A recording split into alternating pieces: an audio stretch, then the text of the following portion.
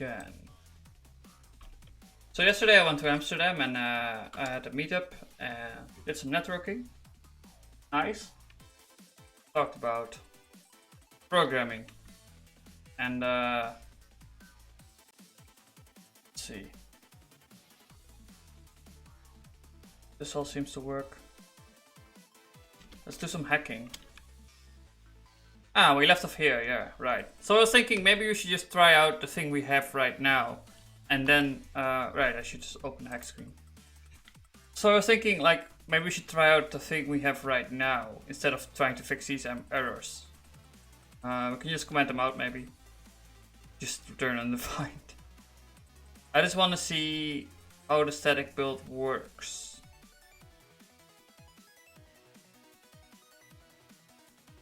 Because this will be hard to fix properly. Maybe we can do it poorly. I'll fix it properly later and just test out the thing.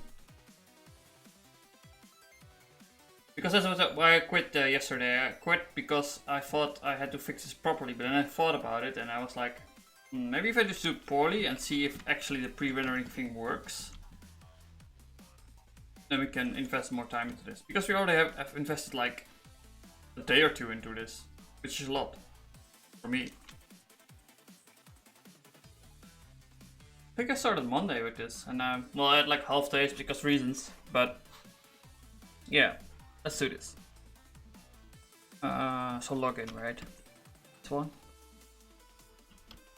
So yeah, yesterday I had a chat with people, and one of them was a potential recruiter.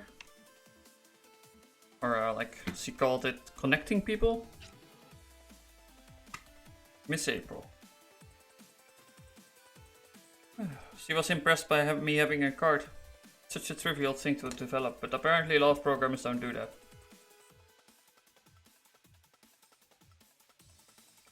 I'm still addicted to coffee, but that's fine.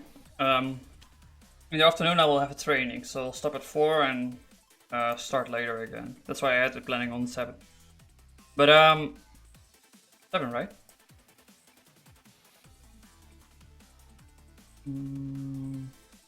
Yeah. Nice. Okay, let's do this. Music a bit softer.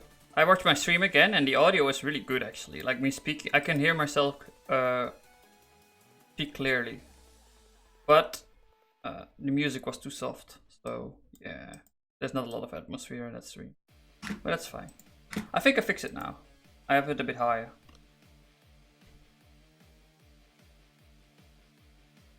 It's really hard to balance audio.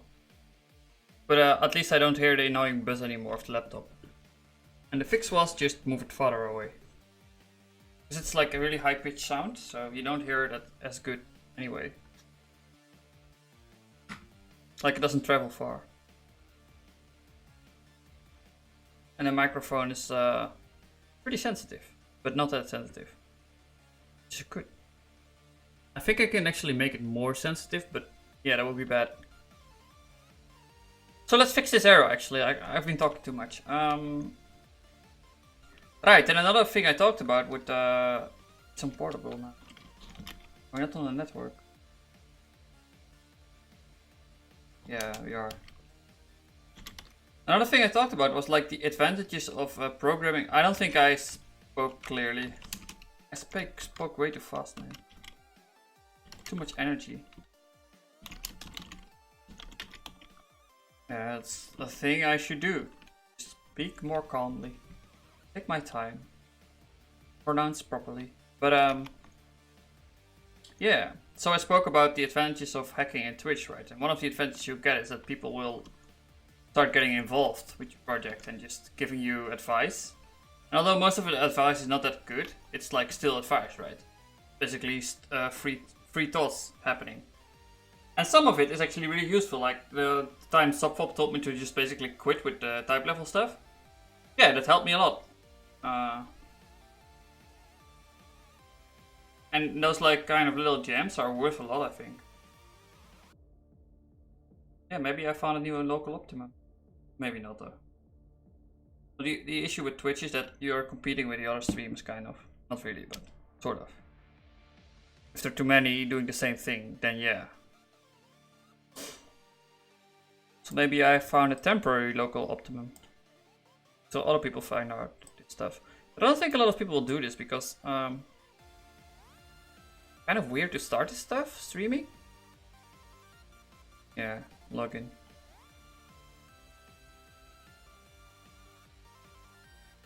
It's 46.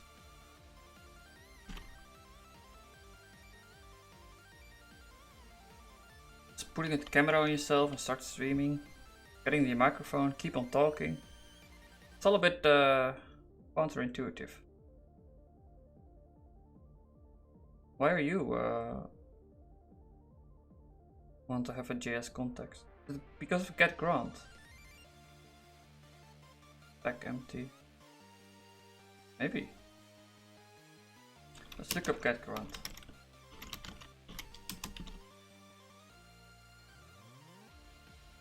What's this? Right, that sometimes happens. I think it's because of Ranger. Get grant. Oh. Well, that's clearly wrong. We need to make this be different. Actually, we're probably gonna delete this eventually. Like, we're gonna delete this function completely. But for now, yeah, let's just do the other thing. Like, we're gonna delete this because we're gonna put it in DOM. Well, maybe not. No, we have to. We have to give the context to make it pre-rendered properly once logged in. So we need to figure this stuff out. But for now, I just want to have it compile and see if the pre-rendering works at all. Like, I'm kind of skeptical. Like, I'm pretty sure it will work because, like, the Reflex people, they're really good engineers. There's no doubt in my mind they can fix it, but I just want to see for sure. Like, instead of being maybe 95% sure, I just want to be 100% sure that it works. So I'm just going to render the roster with some fake data. That's the idea. But to do that, we need to make a compile first. We'll just steal one of the input. This is also bad, all this stuff. What do you do? The DD.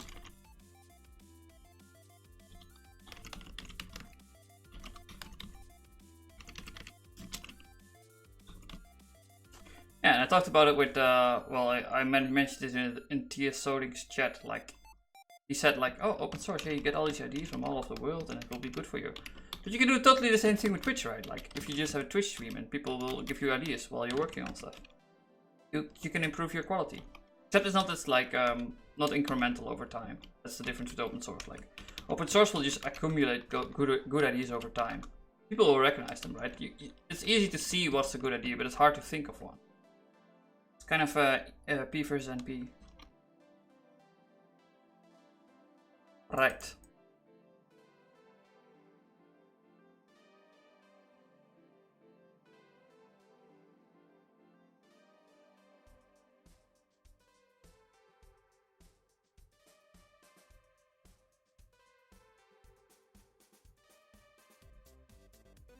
Oh, I need to get grant plan. So yeah, maybe the contractor will give me a job and then I can move. It will be great. Or the, what do you call them? Matchmaker. Matchmaker. Like an entire category. Cash Bear. I want to kill you, Cash Bear.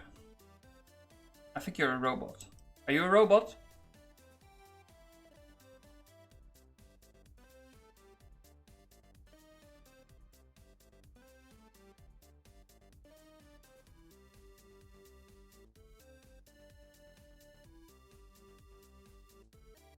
Maybe R. Because you have so many followers and 0 video. Just people trying to get rid of it just by following it or something. I'm not sure why it would.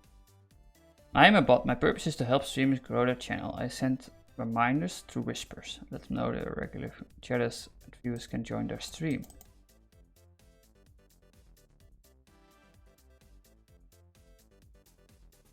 When their regular chatters and viewers join their stream. Oh, that's kind of neat actually. Oh, you don't work. I'm still in alpha testing. Well, would you at least link your source code? Can I speak to you, human? If you say in my channel. Right, so this is the same as Commander root. But we're gonna get rid of you. Like, the bot sounds useful, but it doesn't work right now, so just get rid of it. I don't like the bots. I wanna know about humans, not bots. I wish Twitch had like a way of sorting humans and bots, then this wouldn't be a problem at all, but...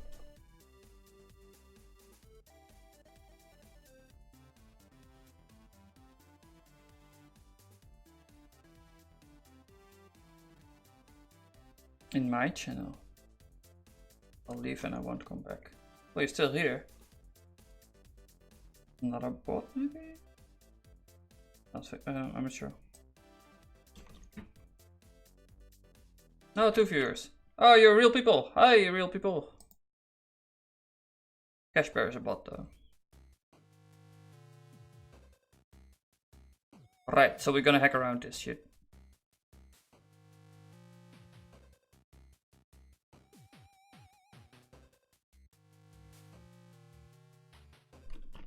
No, not this shit. Already fixed it.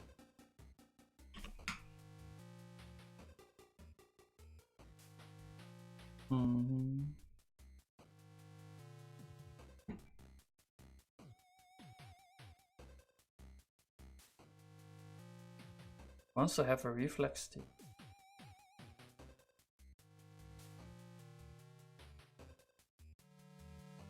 Oh yeah, we gave it Dom Builder. Dom Builder has reflex T inside of it. But this should fix it.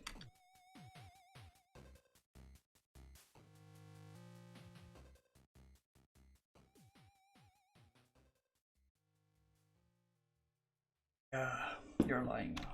This is because I'm using the fast laptop. Right. This current laptop is just streaming and the other laptop is building. And my script is not well, thread safe. Not at all, it's just racing. But that's fine.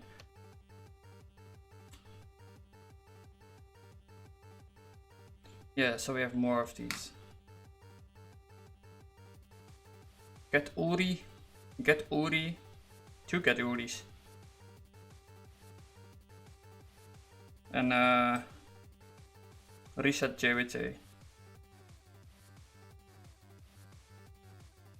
Right, so we can just not do this in case of pre-render. That's easy.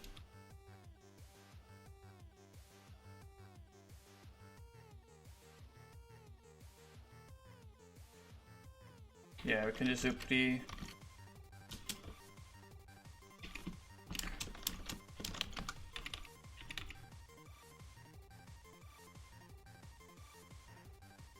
Should work.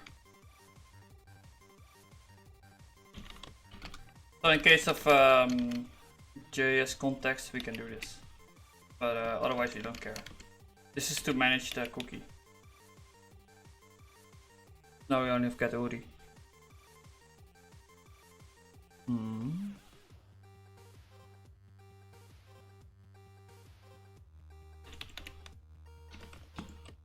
Pre-render.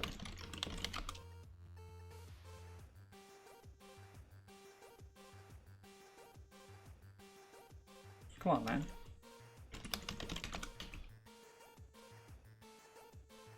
And get Uri will be difficult. Maybe we'll just stop it out with some Uri. Actually, that's the way to do it. We're not gonna make it work good. We're just gonna make it work back to see if it works at all. Makes sense. But we need to fix this properly at some point. Actually, once we confirm that it works, we'll fix it immediately.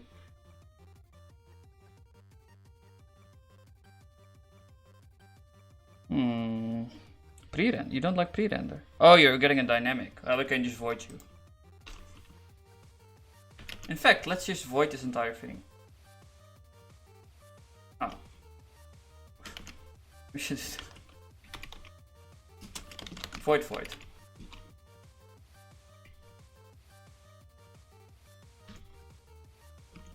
So void is a function that throws away the value inside the functor. I think. Wait, really? Monad. Or applicative.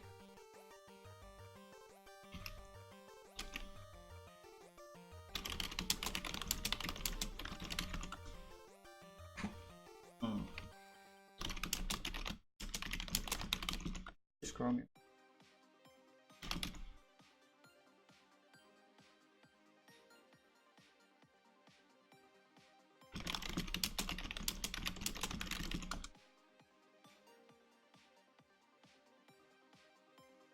Yeah.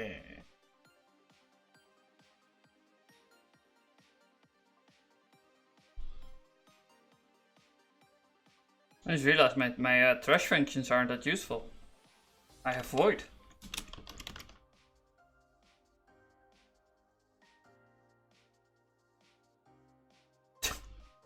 Are you just gonna make it the monoid?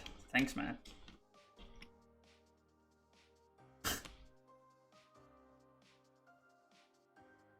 This is you.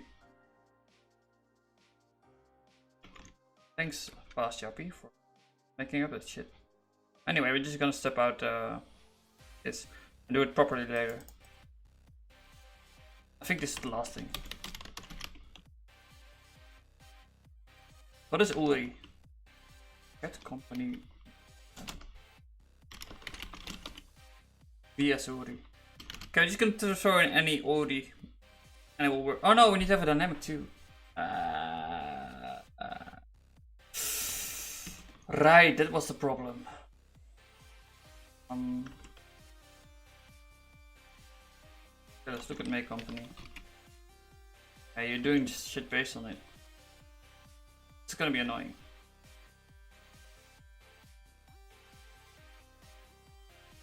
Oh no.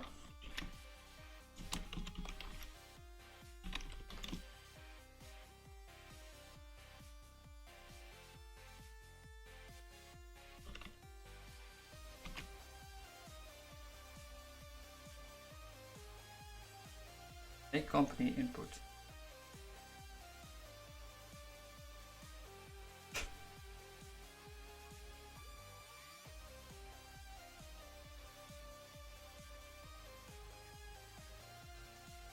So if you exist, then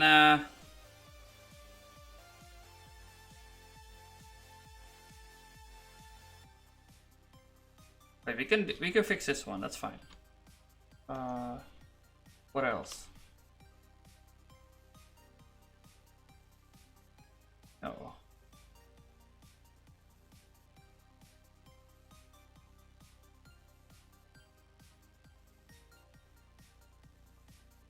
That's the problem. So the issue is that pre-render it will put the URI in dynamic, and then it will break this kind of stuff because it's pure value. And actually, this pure value is a lie because we're using the monad context to get it. We don't even handle like errors and stuff. Well, we do because maybe we do. Maybe. At the moment, I don't know any other way of dealing with this than just make it a dynamic. So we're gonna do that. Just gonna bite the bullet.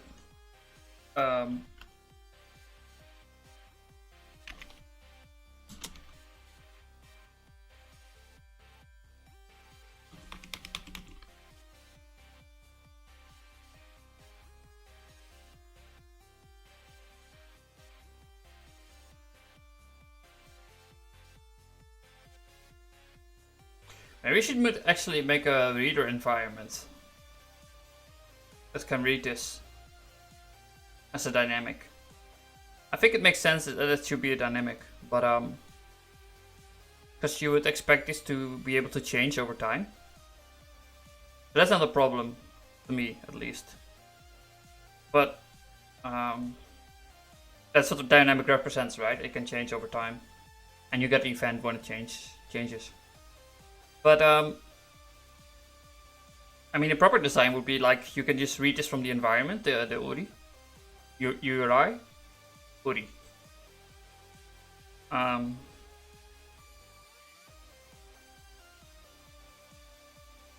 And then we can like stub it in from the body or higher. Like the thing that does the rendering, we can either read it from JSM context or we can give it as a value. In case we do server-side rendering, we can just give it as a value, right? We know the request that was made in case of servant. We can just put it in as a value. Yeah. But I think I'm gonna have a lot of stuff that needs to be put in the environment. Like URI is one, and another one is just the initial upstate. But yeah, we can figure that out in the afternoon after we made it build.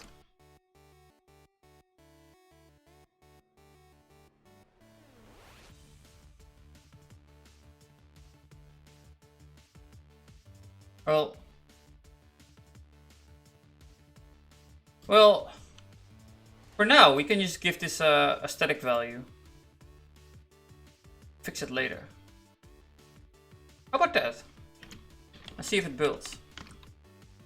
That's like a bigger priority for me now. So let's just do that.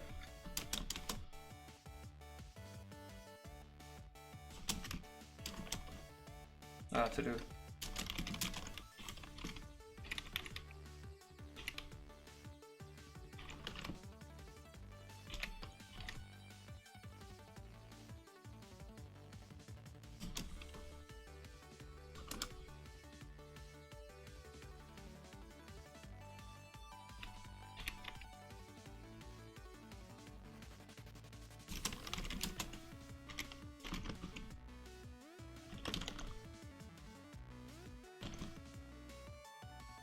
And it's like it completely breaks the functionality I made here. But that's fine. We just want to have it built. Oh. Because what it was doing, it was just looking for this query param. This one. Well, this one is looking it up. But we will never find it now. That's fine too. Variable not the scope, default host.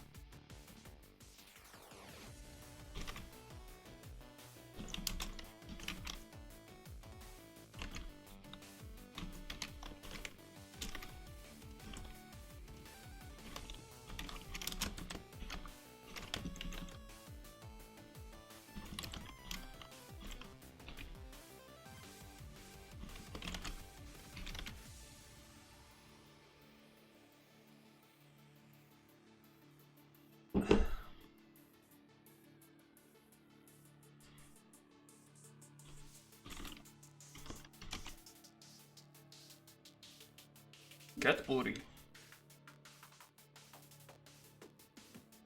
The import of Reflex DOM contrib router is redundant. Except perhaps...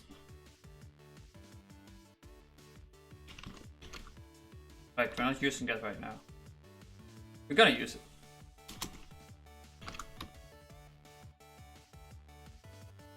Maybe we won't forget about it now. We probably will, but...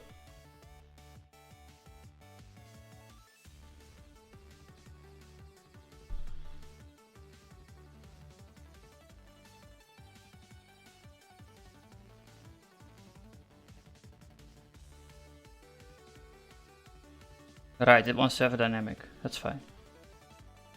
Marketing.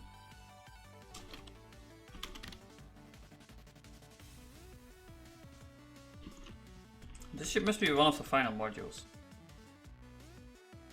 URI.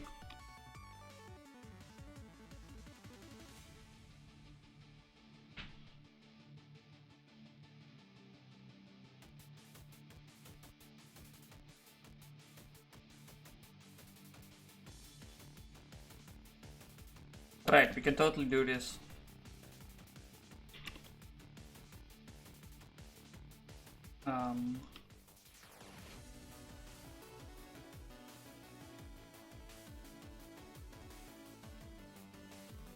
Render.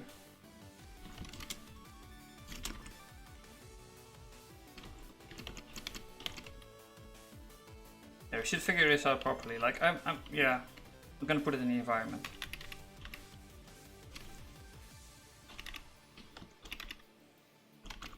No, you're dynamic, but that's fine.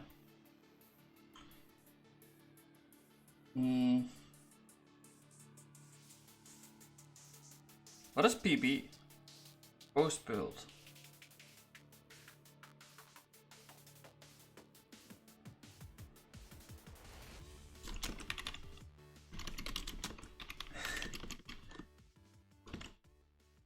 Build, say. Let's see.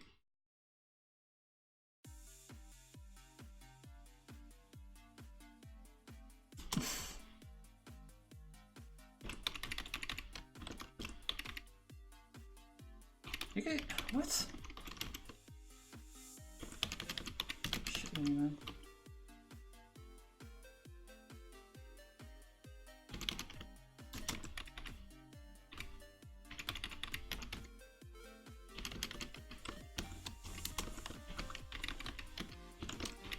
What's this?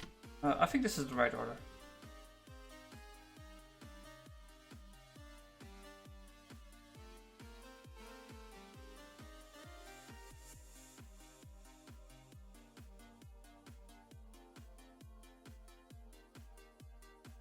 Variable, not in scope, default host.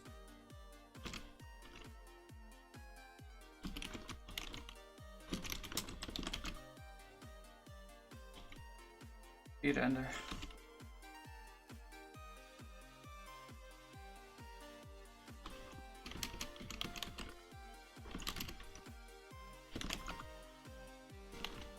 What else? I need to have a constraint.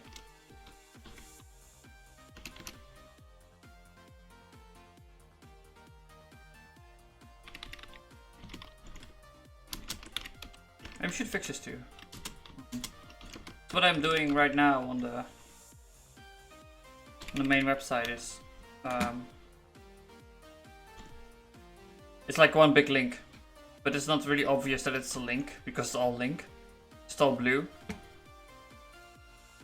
Turns out if you make everything a link, then it's hard to distinguish links from the real thing.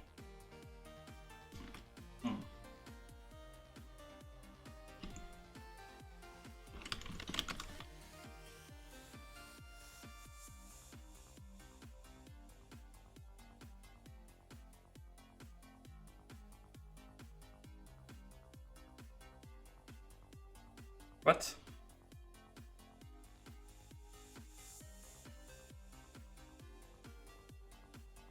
Couldn't mesh type URI byte string types absolute URI ref absolute. So you want to have an URI ref around you. That's fine.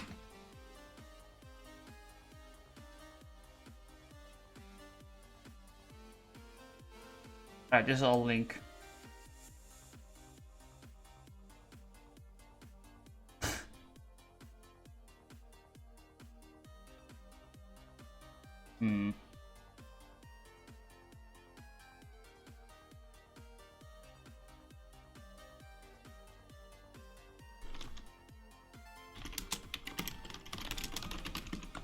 I wouldn't recommend this library, by the way. It's kind of annoying to use. But I don't want to change it right now.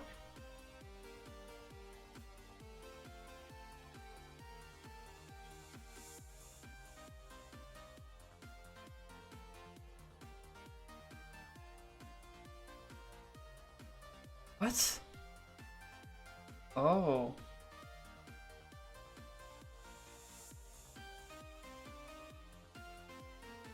So weird.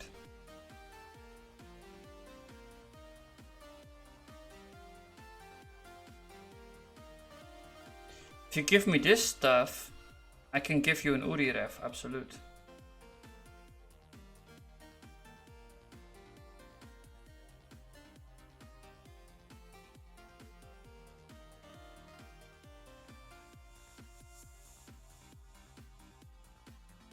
I don't know how to... Data...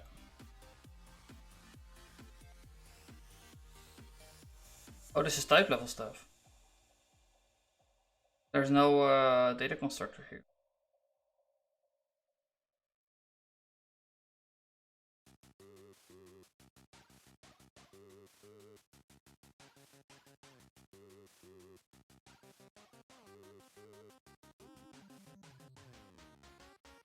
What? How do you make it then?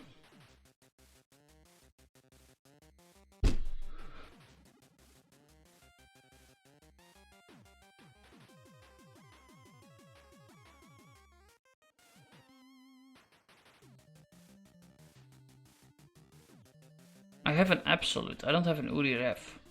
How do I go from absolute to URF?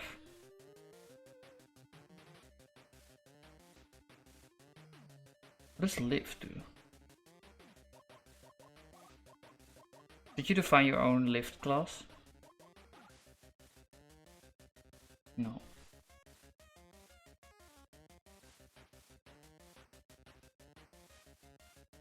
Probably this thing.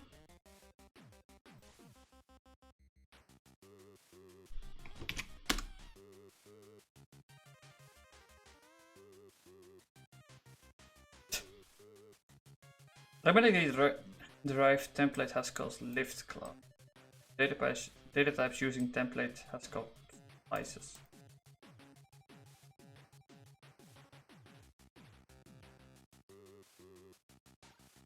What the fuck is this, man?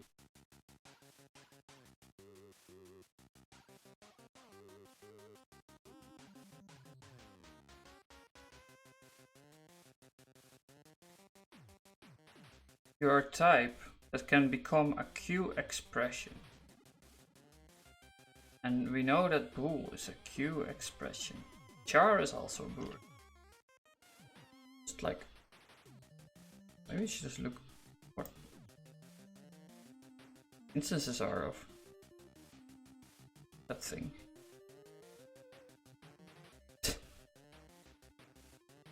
You know how to represent it as template Haskell. That's what this means.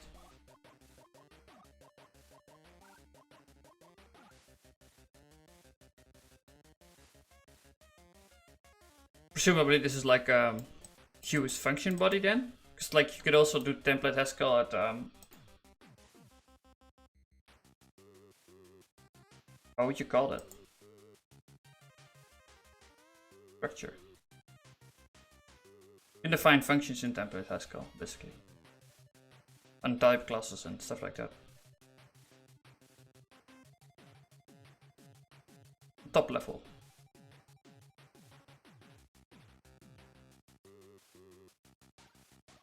But that's not my problem.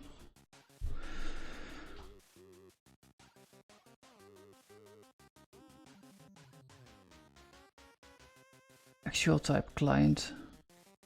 URI-ref. Router URI.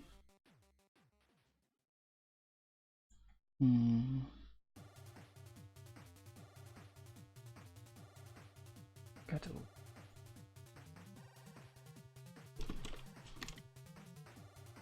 See what the get URI thing is.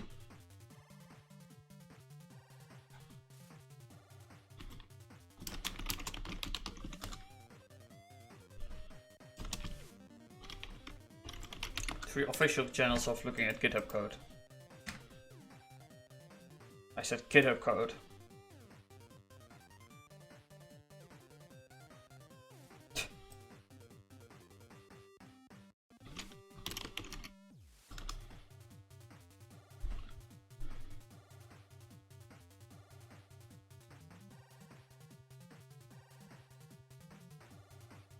Yeah, he should be absolute. Would he have?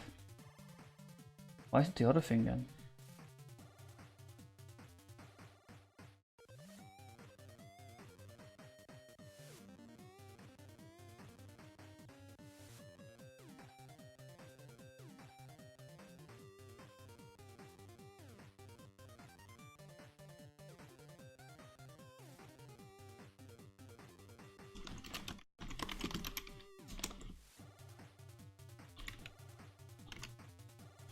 Pretty cute.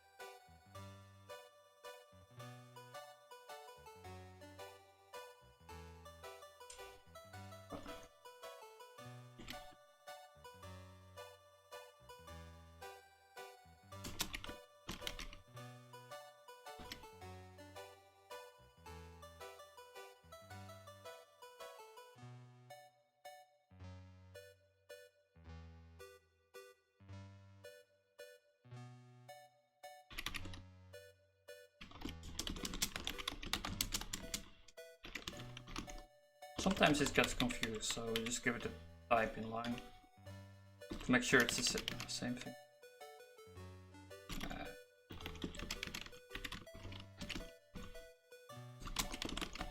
Doesn't like the T being there. Need to do this.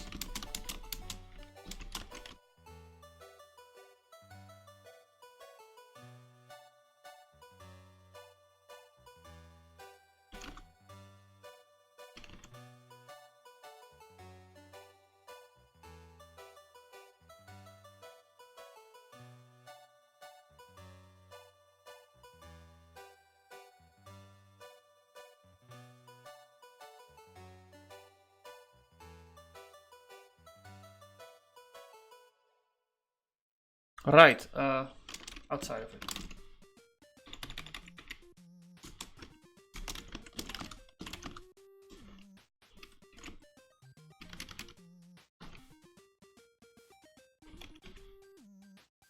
Too hot.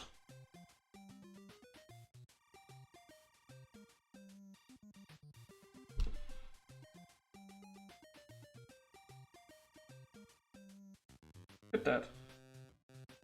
Good match type. Absolute booty ref.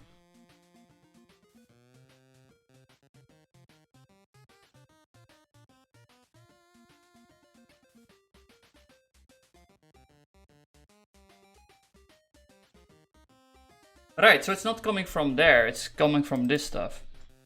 Which basically means we made a mistake here instead of there. Polymorphism, man.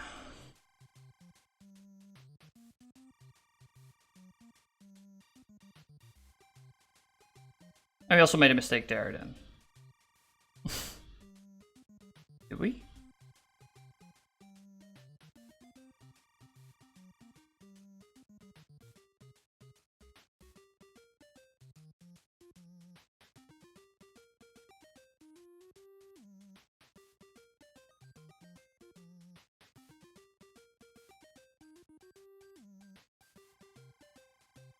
Booty ref absolute. With absolute.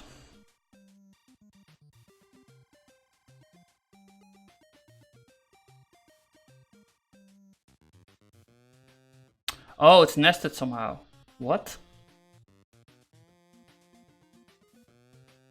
Right, you need to be pure. Why aren't you pure?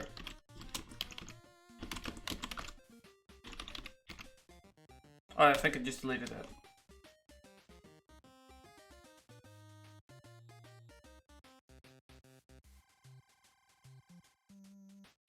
Oh, that was it. Okay. Yay, we fixed it! We just need to be pure. Okay, it only took us like 3 days to compile our program, but now we have server-side rendering, probably. Well, Yeah, I'm pretty confident that we have it. So let's try it out. Let's see. Let's see if we get out HTML of the entire app.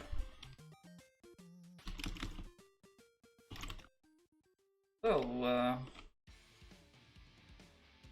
we broke a bit of functionality and just a little bit actually.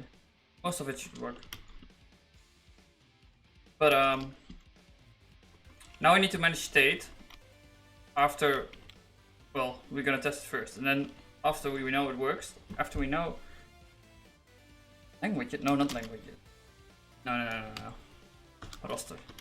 A roster is body. Like, we're just gonna render the entire thing. As like a function. So what I expect is like just basically a bunch of HTML output. And if we have that, then we know it works.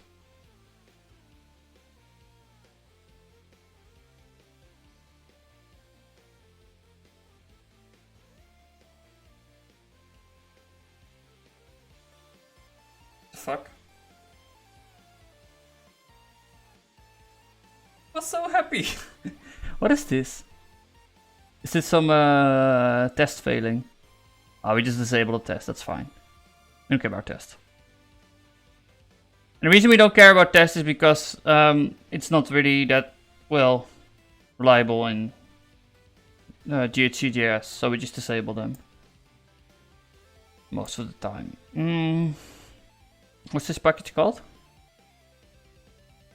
Silently.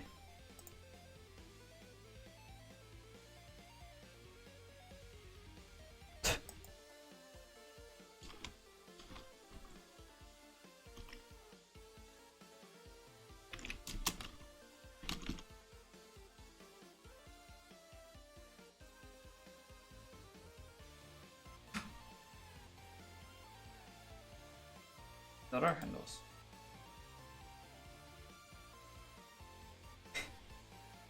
Yeah, you wouldn't care about this in GHC.js, so... And now it tries to do this stuff in Node. And probably using like a bunch of shit that's not even... Why would you even depend on this, man? Anyway. We're gonna disable the test for that. Because I wouldn't care about std out in GHC.js, right? But yeah, there's like basically a bunch of Haskell code that wouldn't expect to run in such a weird environment. We're just... I've disabled a lot of shit. Okay, that's fine.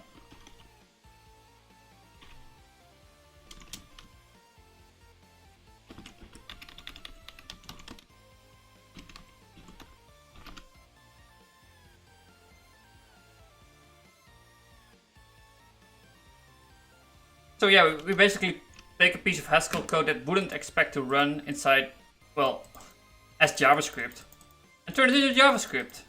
And who would have expected that unit tests would fail because of that?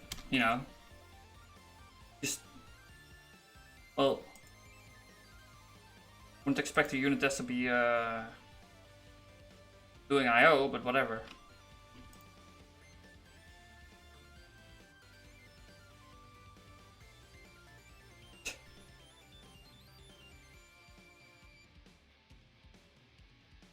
Well, yeah, opening a file. That wouldn't work. That wouldn't work at all. Let's see. There's more stuff to fill upon.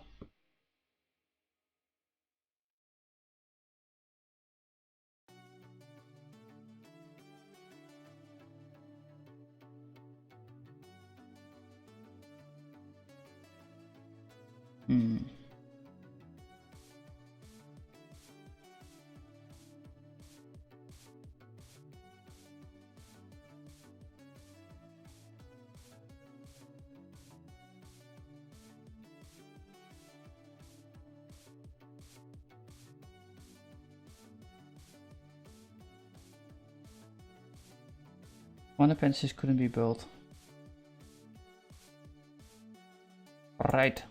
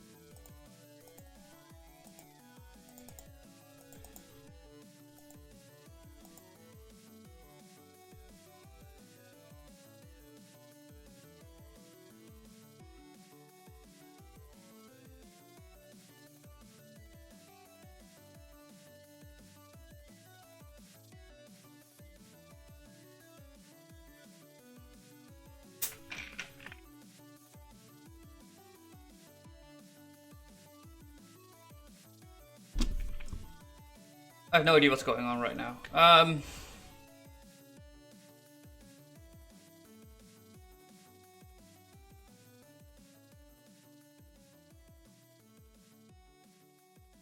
Haskell IDE engine. Why would you even build that? What? Why do I care about Haskell IDE engine? Wait, did I put it in here?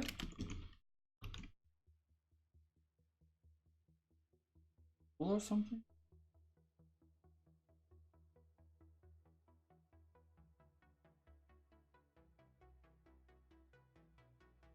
More tests failing.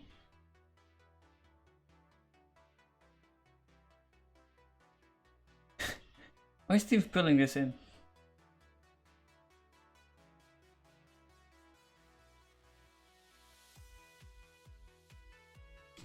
Let's delete this file too.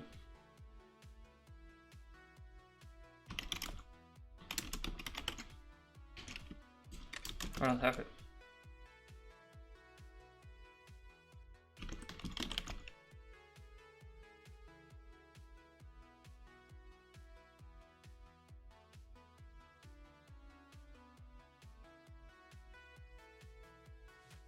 Product library.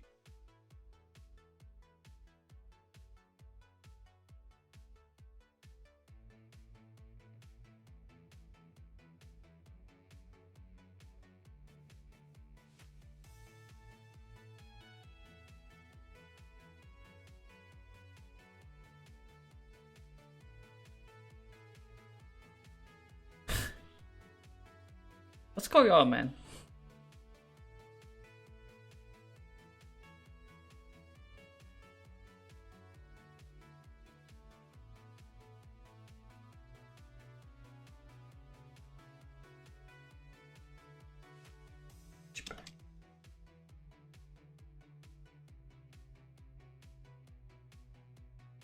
It's even upgrading.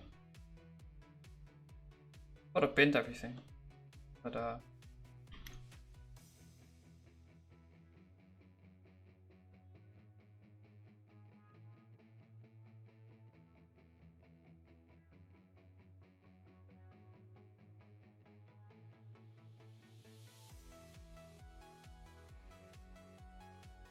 maybe you just can't find it or something.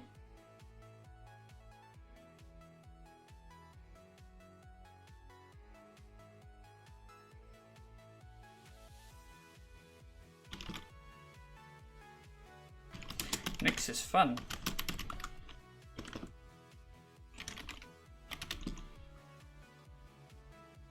So it's just doing the build stuff when I'm entering the shell, right? Because I did that thing with silently. Because it failed on GHGS. Did it? It. Now everything is failing because shit's depending on that. I can't use my own cache anymore.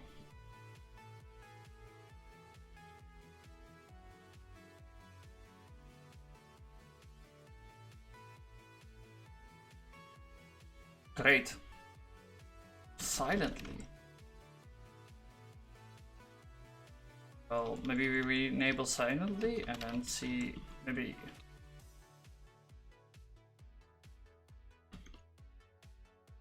Just also, is it failing on test? Or this is also weird, like why is it asking for the GT environment while building Nix stuff? It shouldn't do that.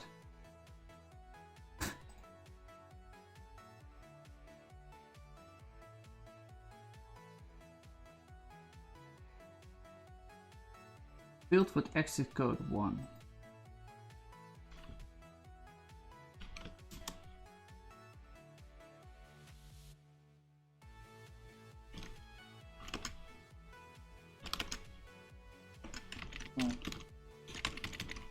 Is there like a spell to show stuff in Nix? Or to show the deviation or something?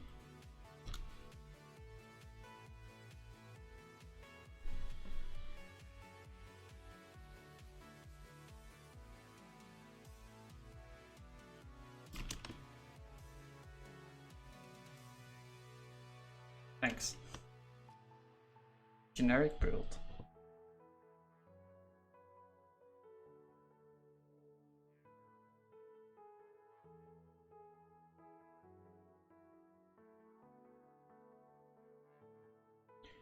We can build with trace. That's a good idea. Or something. Trace? Show trace. Show.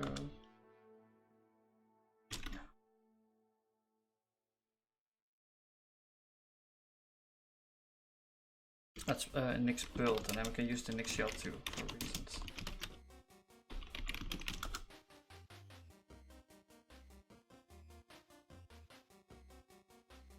Gen 2.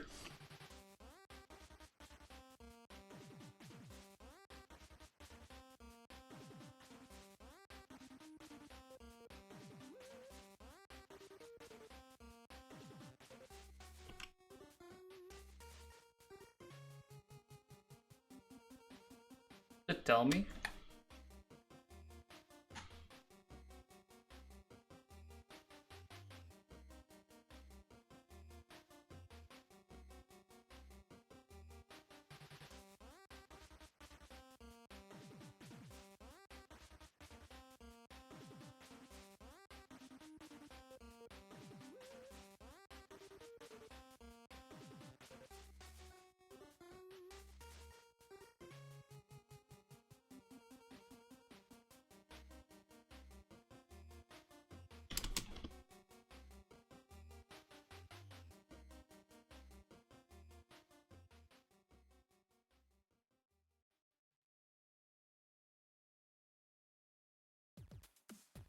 Right.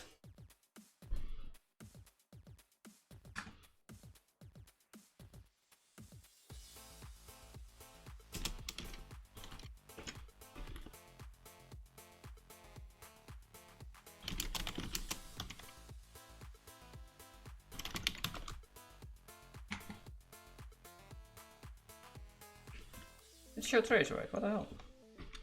Telling me.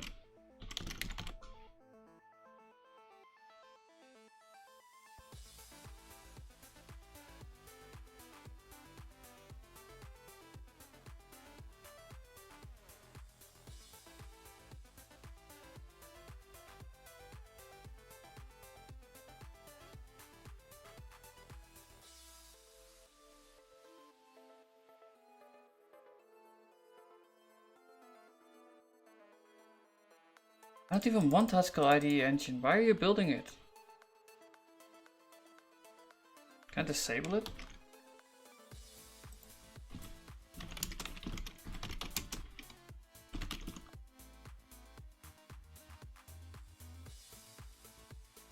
Maybe we should just upgrade again. That'll be annoying.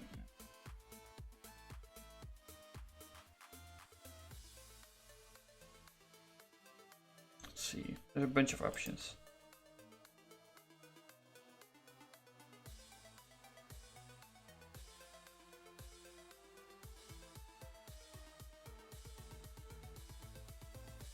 Use Reflex Optimizer. Fuck. That would be good to know. Post and filtering. That's also useful.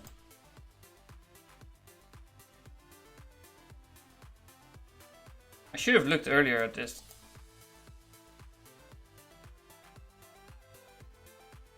But can I disable like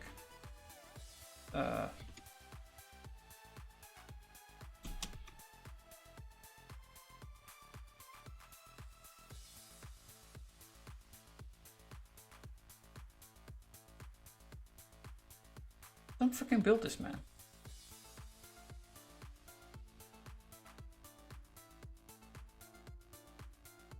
It's failing.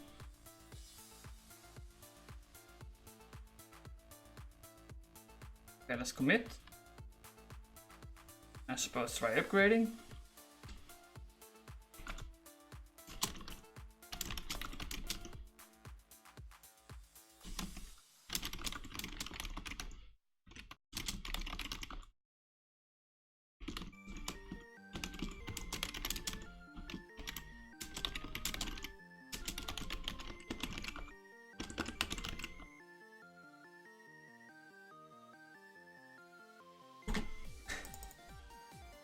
kind of interesting they pulled it in, but it's just really hard to use. At least in my setup. Then again, I don't think I have a normal setup by any means. I'm not really sure what the normal setup is, actually. Because I remember my colleague being really insistent upon using stack, but then nobody ended up using that at all. And we just like decided to get rid of it after a while.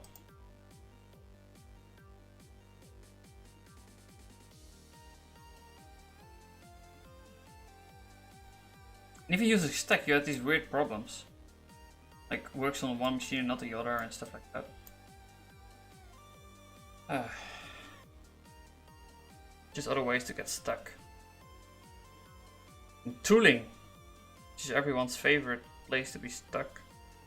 But I'm gonna upgrade this, that's like the solution, I think. Probably had some issue about it.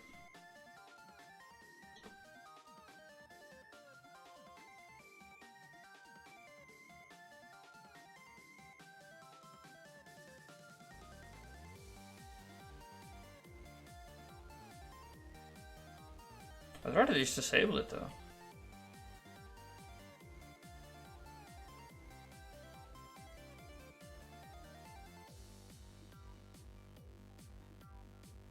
How do I care about IDE engine?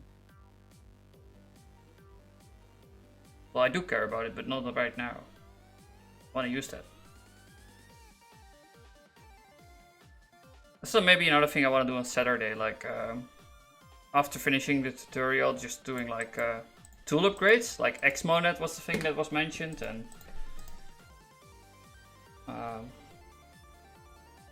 yeah, Sonia's online. You can watch No Pixel. Fun.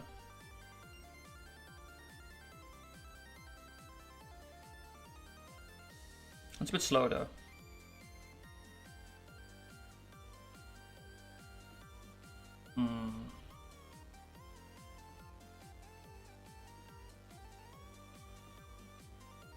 Yeah, why not just disable the IDE engine? That's like the proper solution, I think.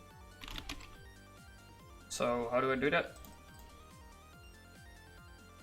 General dev tool. I'm just gonna override this maybe? Nothing?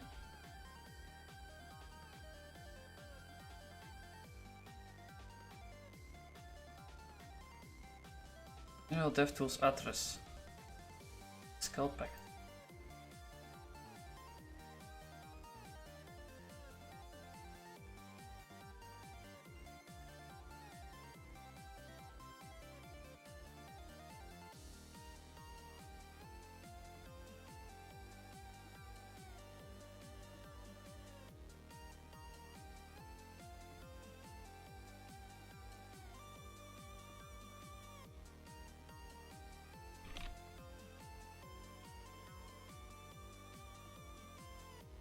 Haskell packages THC is THCDS or false.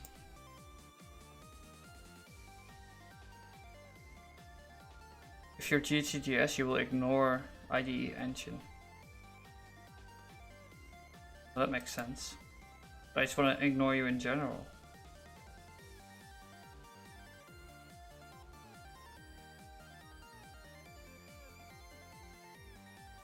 This package is Haskell overlays.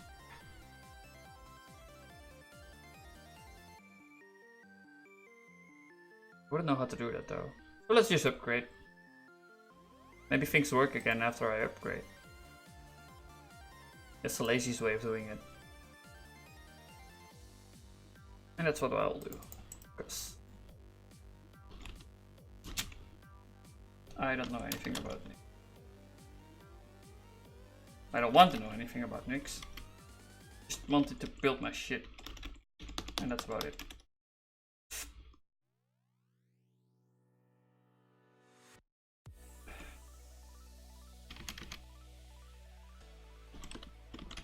Copy that.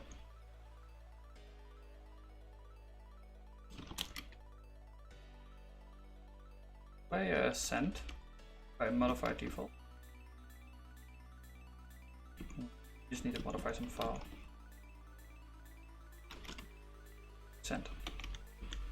Now we're gonna wait ages.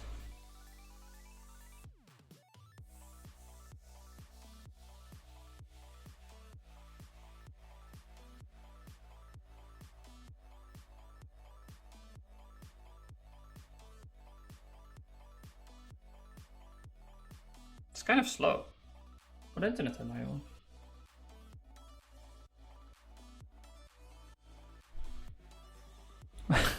Well, that didn't work.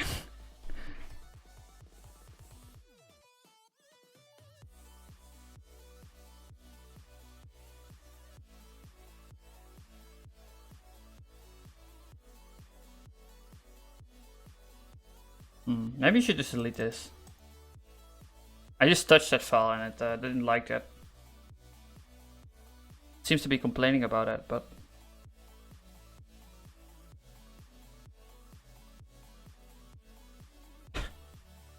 So weird. Not the point of reproducibility that you go look at my home directory, man. Why would you even do that?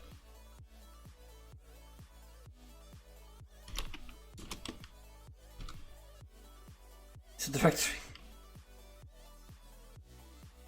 Don't go be a... Still can't find anything, so whatever, man. Now go to it again. And undo the upgrade. It's an upgrade, right?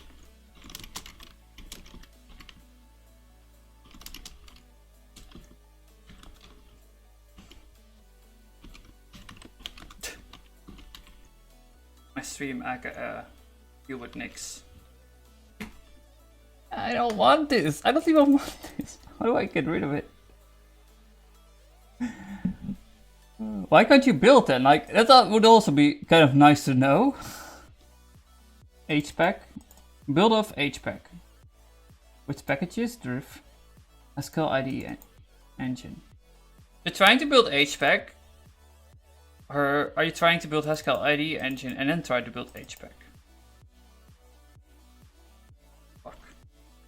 I had some stuff going on with HPack. No, I didn't.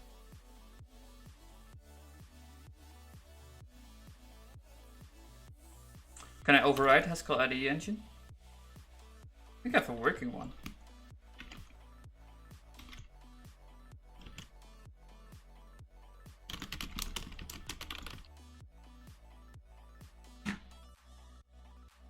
I know, we'll just get another one from GitHub. That's fine.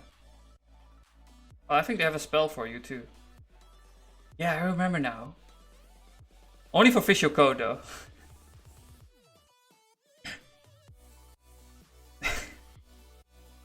The people that are using Visual Code, not Emacs, not Vim, but Visual Code, can use Nix. And the other people just, yeah, go die in fire.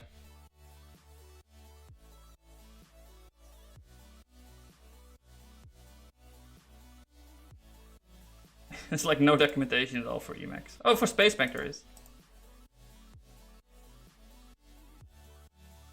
Oh, if you just use Emacs, you're clever. You should figure it out by yourself. But, you can see a non-working one in my config files. At least, I think I disabled it for the other one. Anyway, let's just...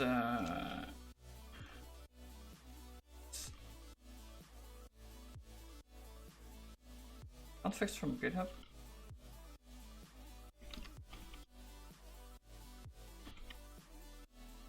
Buildmax. Alright, that's the library we're building. Hi, Nix. It's the overlay too, right? They're using the overlay. Like overlay.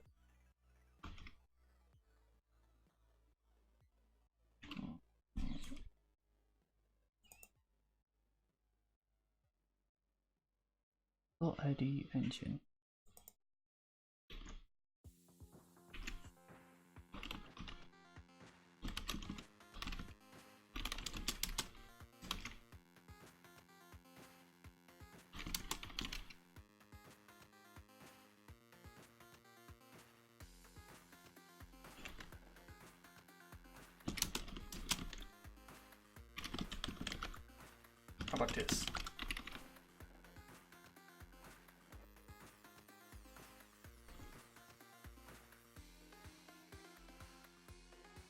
build the variation. Don't build it then. Oh, the dependency couldn't be built, so that's HPAC. You can't build HPAC for some reason.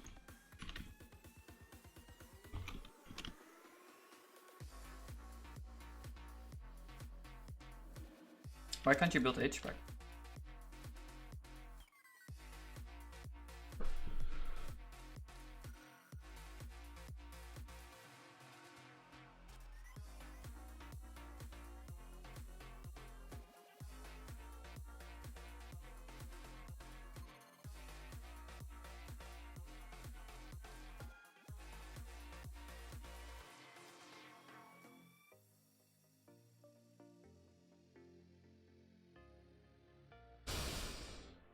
Or the package environment. I think it's no longer bitching about the database though. That's good.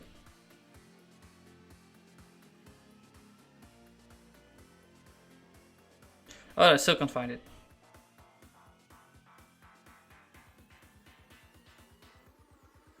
So can I build on my own machine?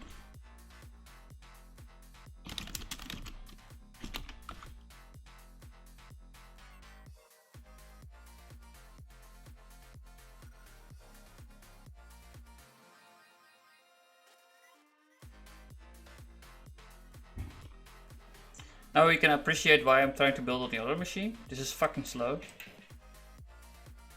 Yeah. Yeah, this is working.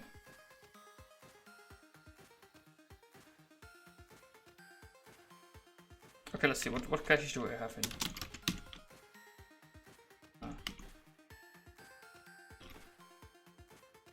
And what caches do I have on the other one?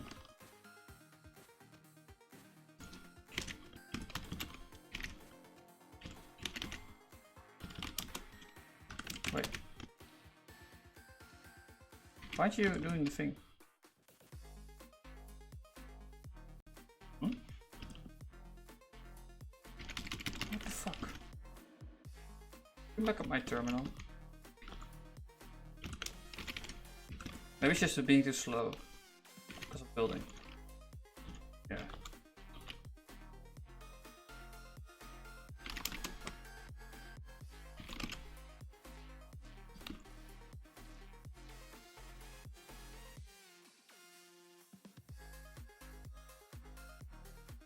Disable a cache.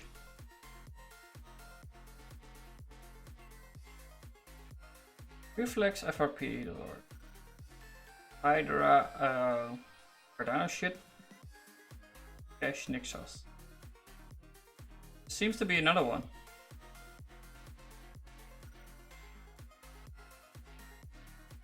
Maybe you just disable this one. I don't know what this is. Switch. Don't hack me.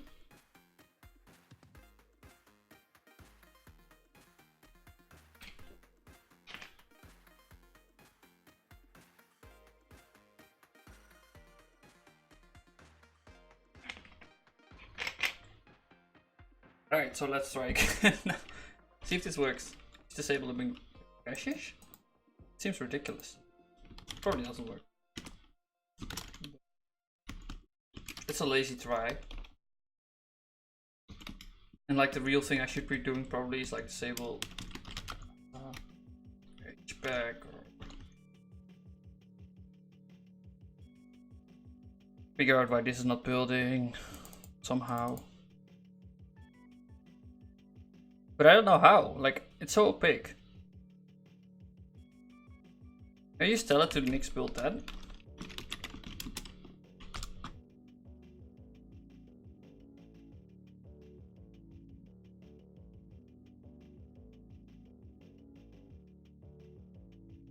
Wait, this is on the wrong machine though.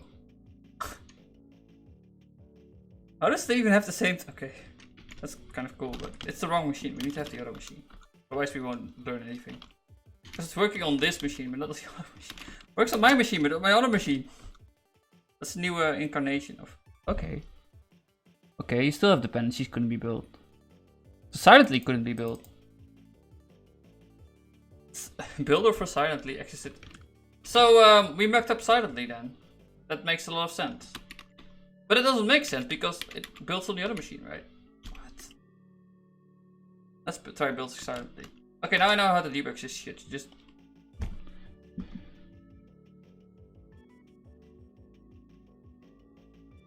builder for filled with Xcode 1. Can I use the builder? So that will be Nick show. Show the deviation.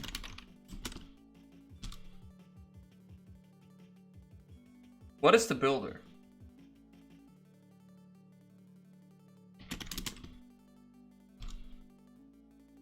Source SDN setup generic build. But why is it failing?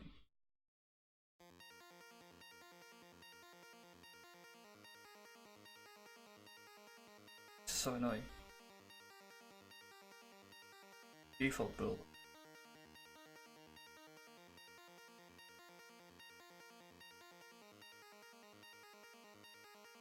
The problem with this thing is that it's so abstract you don't understand anything of it. Oh, maybe not. Generic build. Source SDN setup. Generic build. That's the build.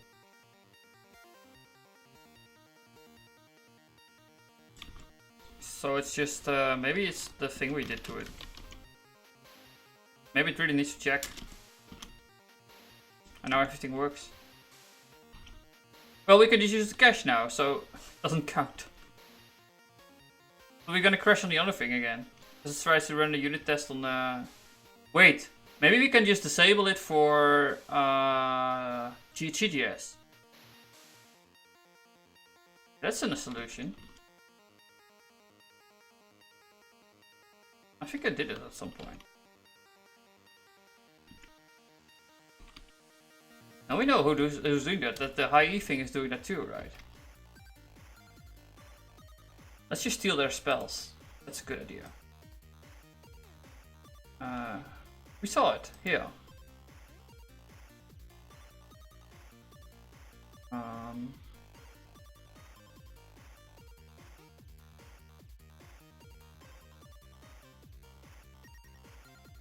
Why is it or false? It's so weird. Why would you?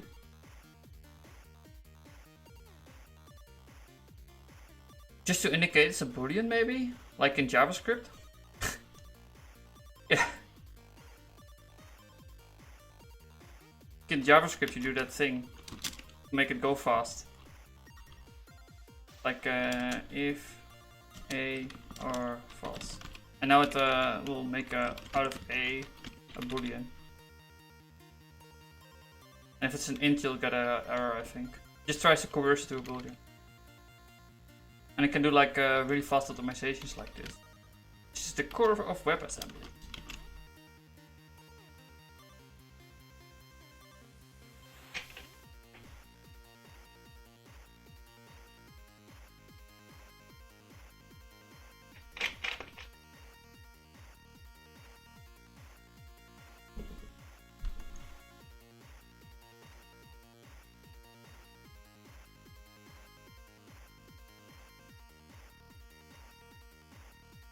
Exception spec and lift.io.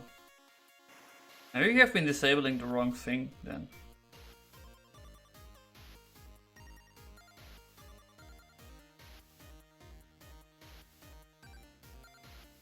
Because it's complaining about unlift.io. I don't even know why I depend on that. I'm not using it. Mockery. Mockery. Silently.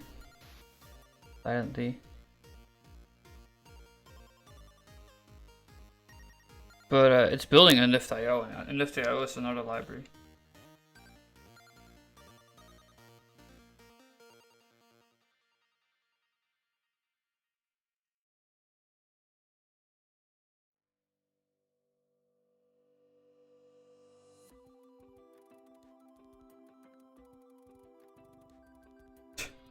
Yeah, it's just JavaScript being wrong. Fix samples files for you. Is this silently failing or unlift IO? Seems like unlift IO actually. So let's disable the test of unlift IO. Even using that. I don't need that. And maybe Reflex uses that.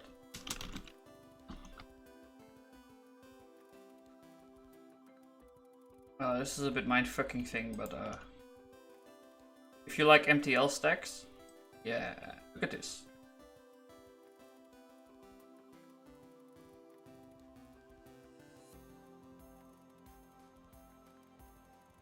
Can you see the type class?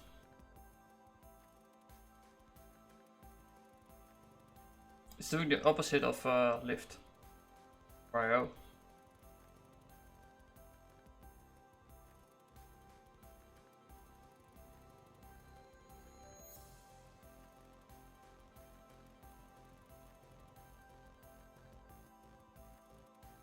So give me some monad and I'll give you can give me a lift IO for any monad M, but you have to provide an IO out of it. So in case of lift, you always want to make stuff more generic. This is making it explicit into IO. And if your monad stack is running on IO, you can get this.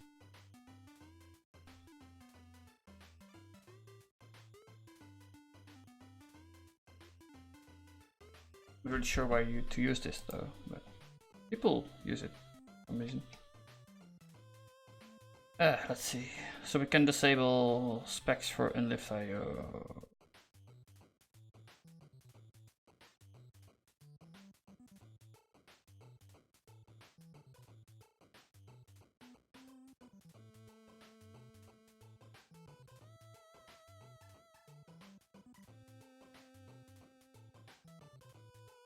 It's conduit. Why am I depending on conduit?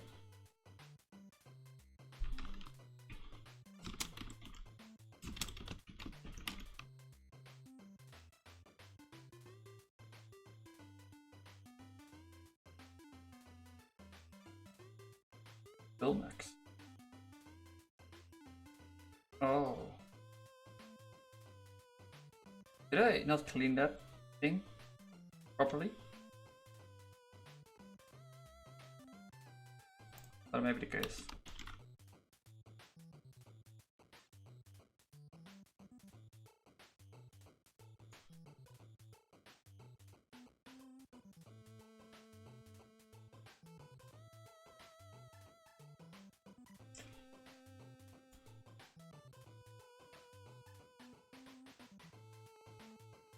Huh.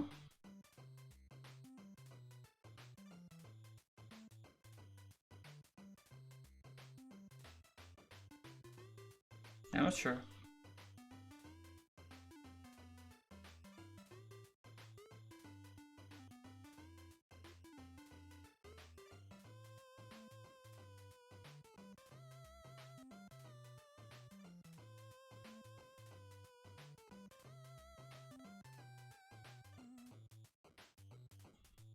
Are there tests in Buildmax maybe?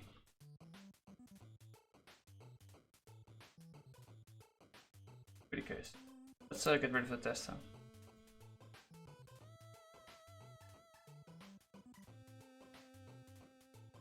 Don't like me. In here. No, not have tests.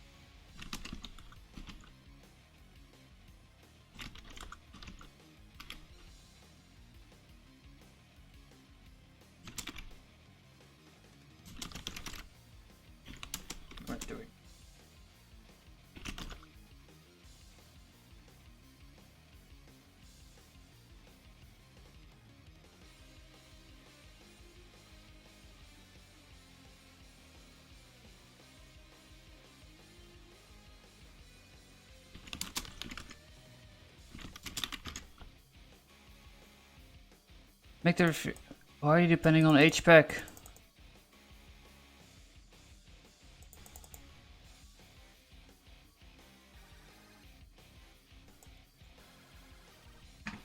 It doesn't depend on HPAC, okay? Because of the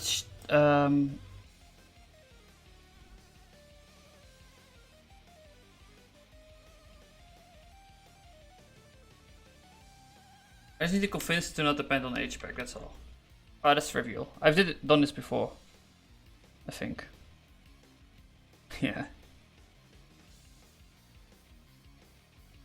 Look at that, it's beautiful. We can do the same thing for Bill Max.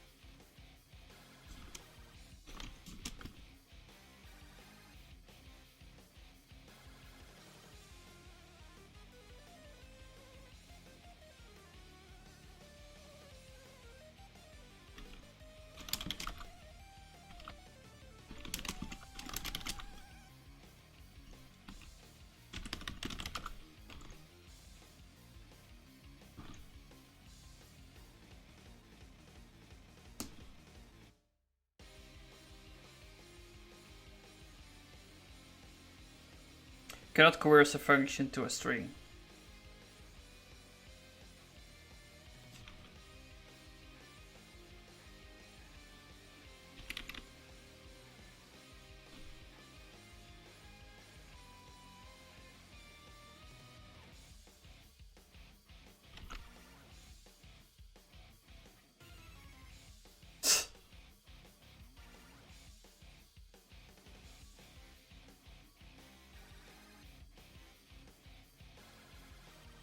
What are you talking about, boy?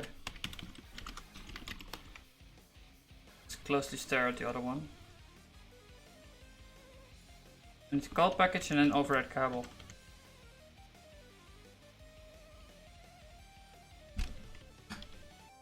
So let's see. Override cable. This is the package. So you need to call the package first as one argument to override cable. And then we can override cable. We can also don't check, but that's not important. Library tool depends. Not on HPAC. It's actually test that's not depending on.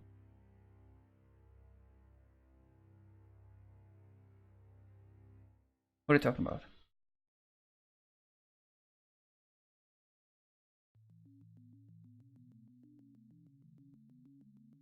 One dependencies couldn't be built.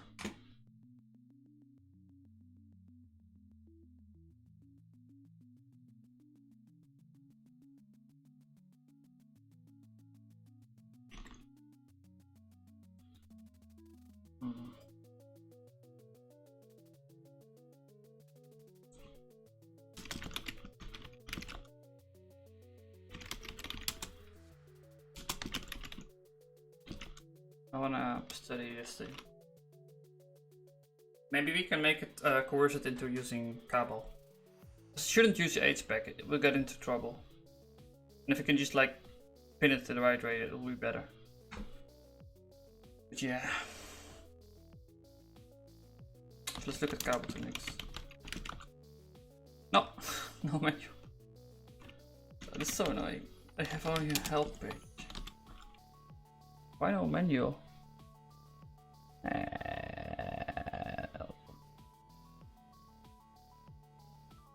Please not use HPAC.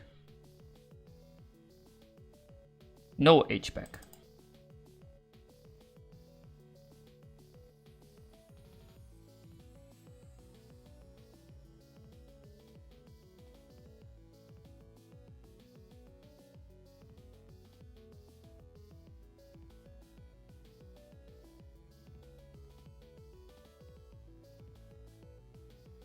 I know what works is just deleting the package.yaml file, but I don't want to do that right now. It's annoying. Like it will break this build. It will break my file watch thing. Because I only use package.yaml to basically generate a Cabal file. But as soon as Cabal to Nix sees an package.yaml, it will just use HPack. But it doesn't work on PHP.js HPack. Like it tries to build it and fails miserably.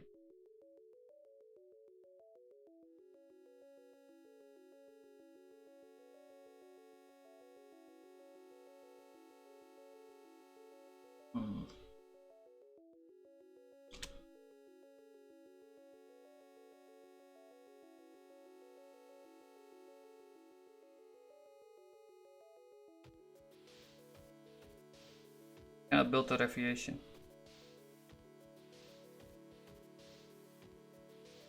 On dependency.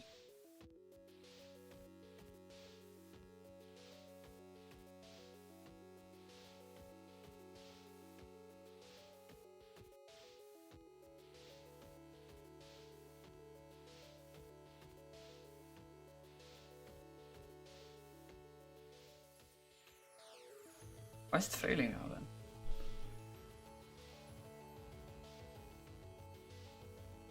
It probably just doesn't know how to do it because it's generated something. Next. So much pain.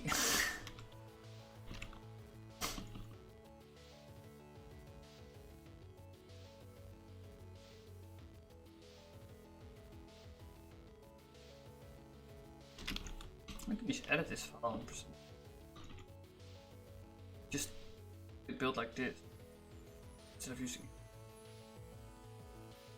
Let's see. Actually, it's probably the easy way. Just edit.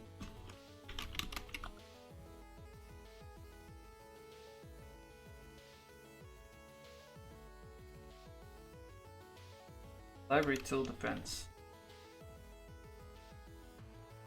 Config. I think I fix it like. Still failing.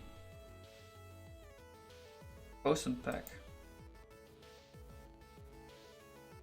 Let's look at the beam one in comparison.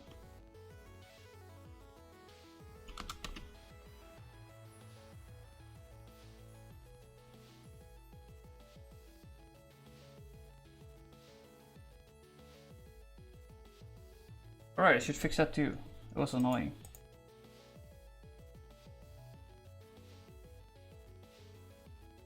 Maybe I'll just do it.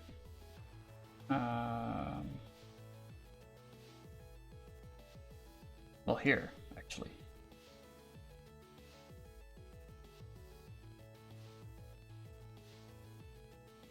That's too small.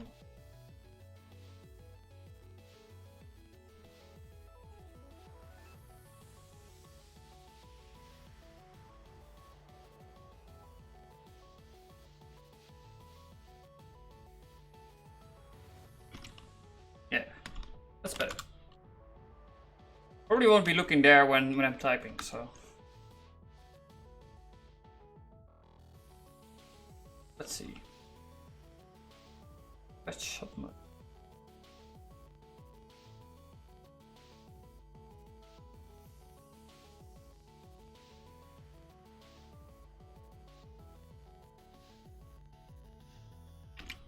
I think actually my Nix stuff is working now. But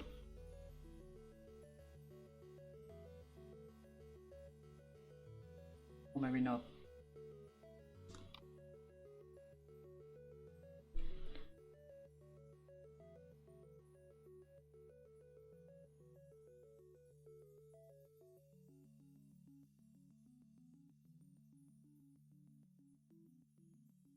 Build with exit code.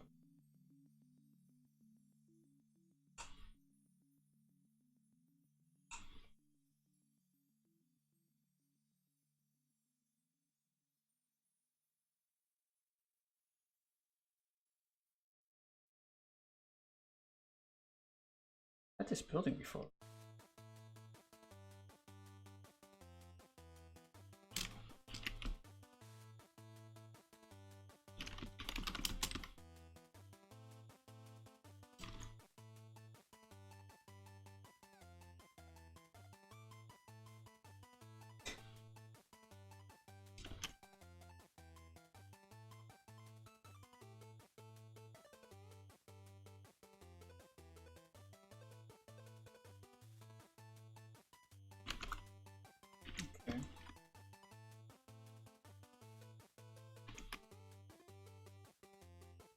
I don't know.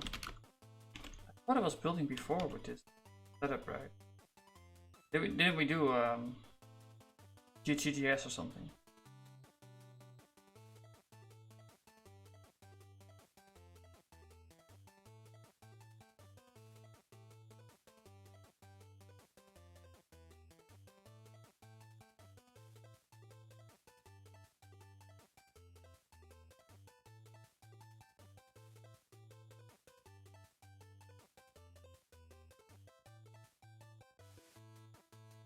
It's working now?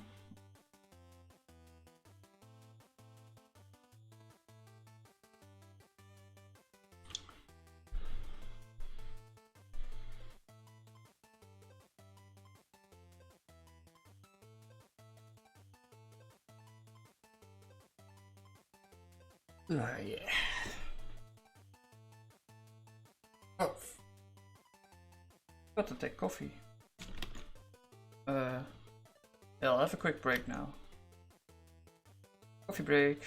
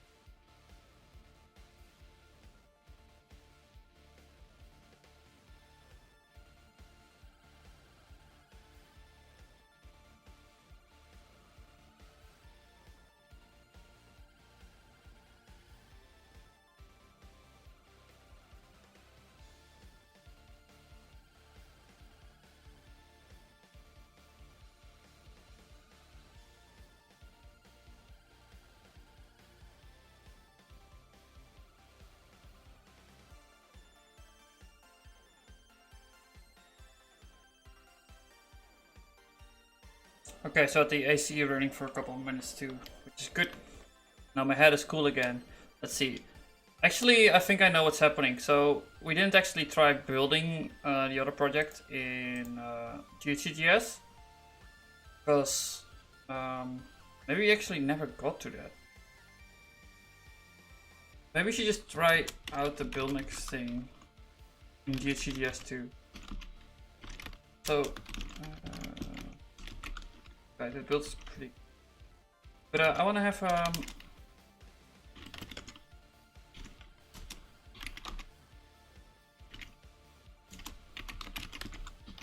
we didn't need to have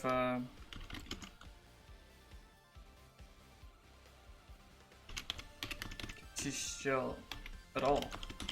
We're gonna make one now.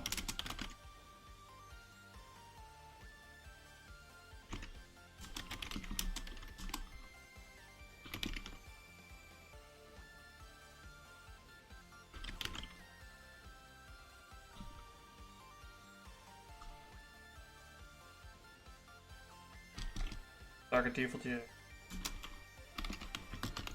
Default.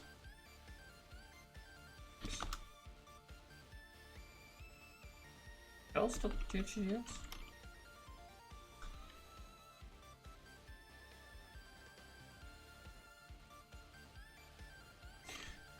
It's probably one build then. I'll figure it out based on that. Cable to next to it. Just copying. Nice and fast. Select contains multiple .cable files. Well, that's a problem.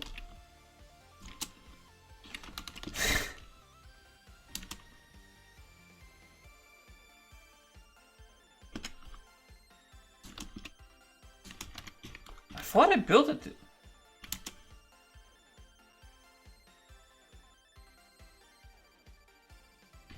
Probably the reason why it doesn't build.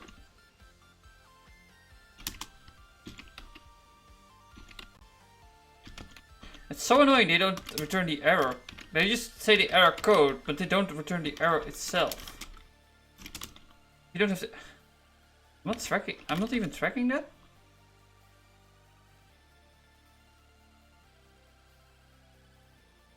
Wait, does it have multiple cable files on the GitHub too? Or it's just good? Look at that.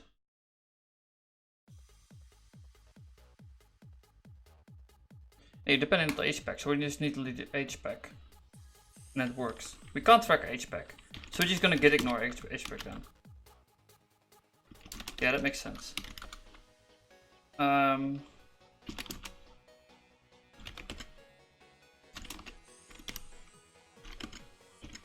It wants to use HPAC, but it doesn't have to.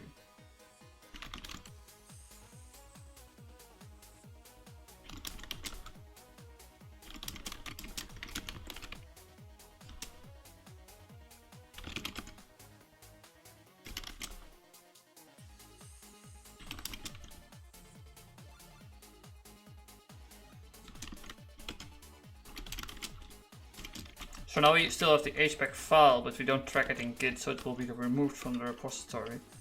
But we still have it. It's kind of weird, though.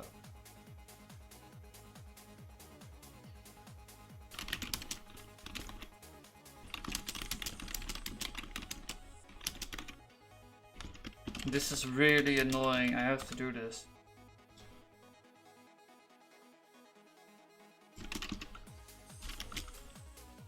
Should make thing.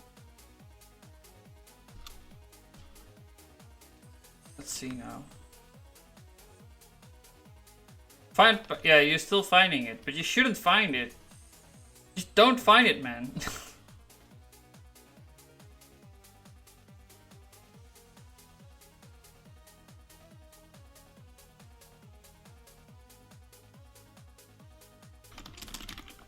Okay, let's just make a new.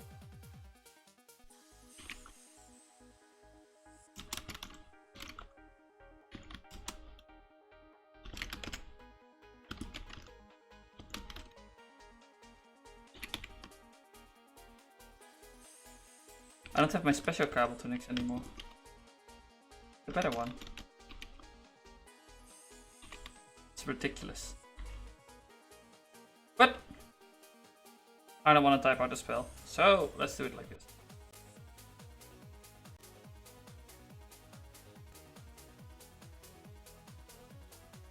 This will work on any machine with Nix installed. It will just like put in the dependency temporarily and run it.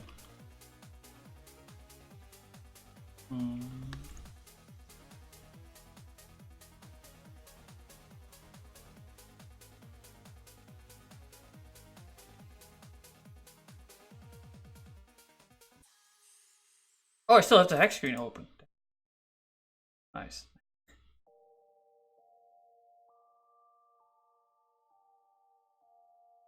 Let's see.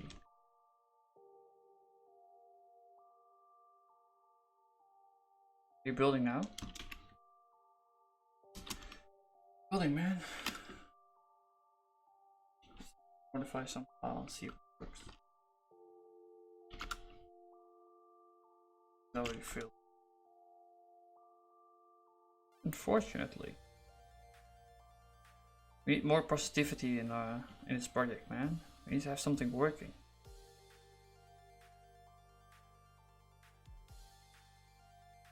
But I'm thinking, like, I don't really need that right now. I just want to test the pre-rendering. Let's do that quickly. I want to see if that works. And if that works, I'm like half happy. We can get rid of build max maybe or something. Actually, what we probably should do is look at how other libraries are. Well, how other libraries exist in a servant ecosystem, because we know about servant reflex. How are they built? Quick servant. They have all this stuff going. Stacked it. But not a package at YAML. They probably took care to ignore it as well.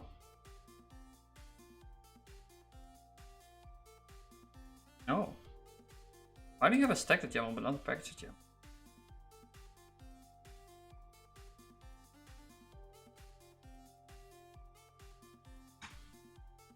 I have no idea, man. It's so weird to me. There's the default next to it.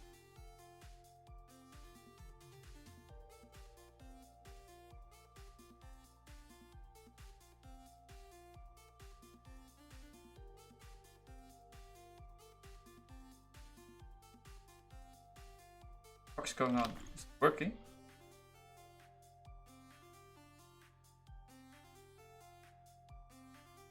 What is this? That's the wrong damn machine. Okay. Why are you rebuilding everything then?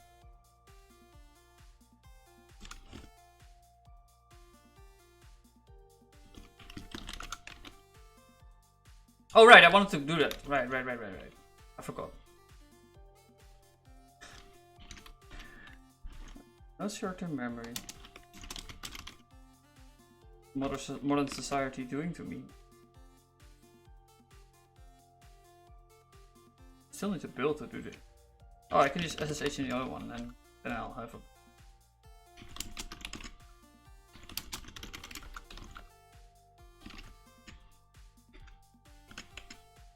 Let's try it out. Oh no, it's front end.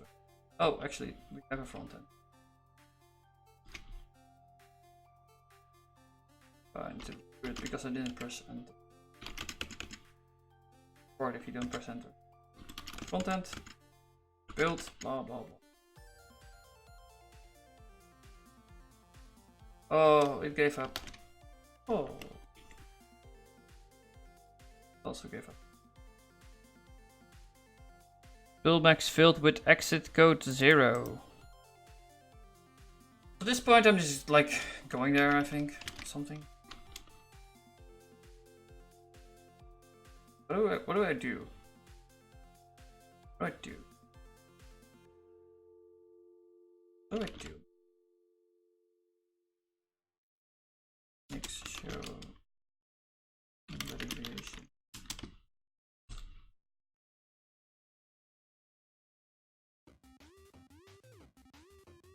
You just give me more information?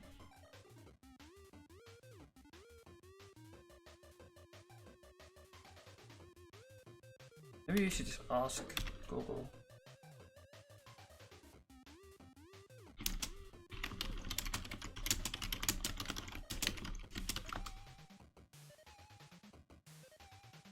also change the channel.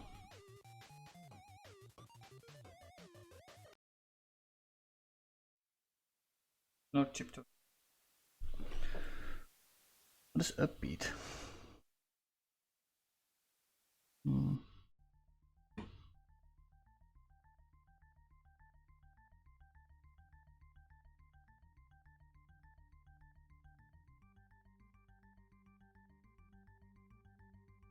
I can't reproduce this. But you made Nix, man.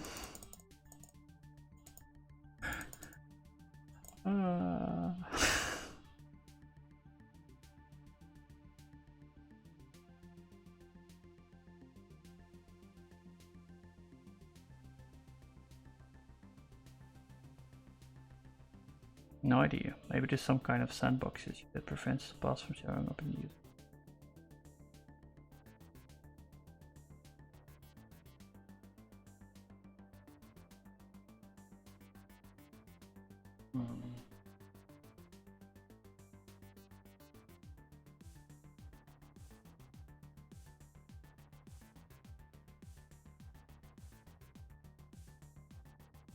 Really annoying because I actually have to fix this.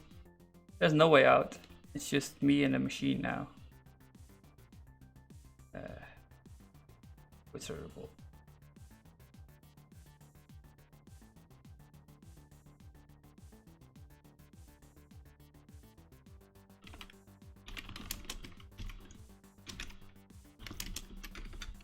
Can't reproduce this. Can't reproduce this. I can't reproduce this. I can reproduce this.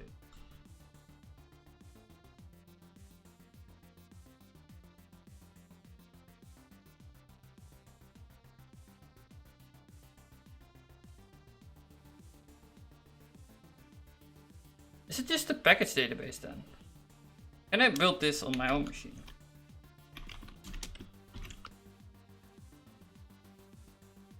Yeah, you're fine.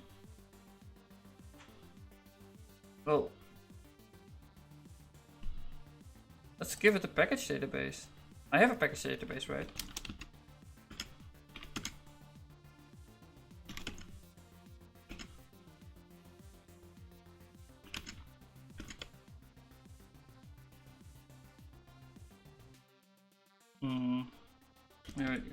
I thought I already did this one. Yeah, I definitely did. You build it now?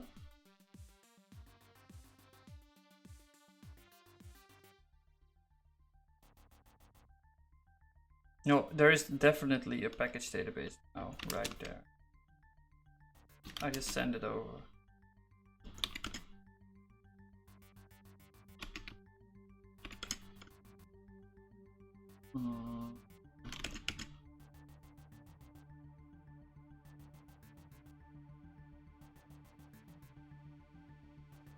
Where's the package database?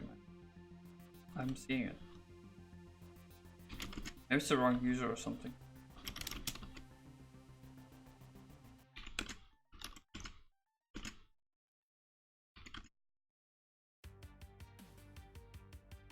Very doubtful though. Weird.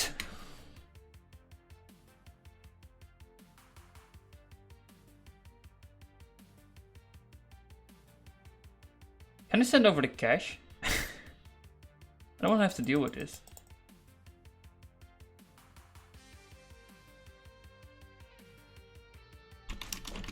I think I can. I've done this before. Send. Let's look at some other spells and just send it over. Can I send like one single thing?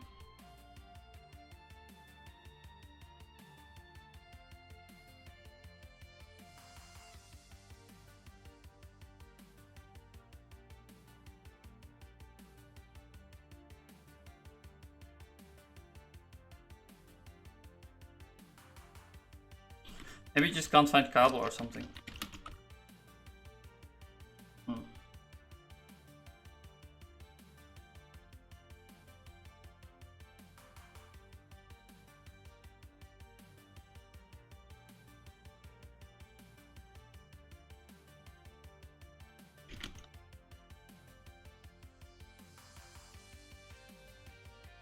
Send.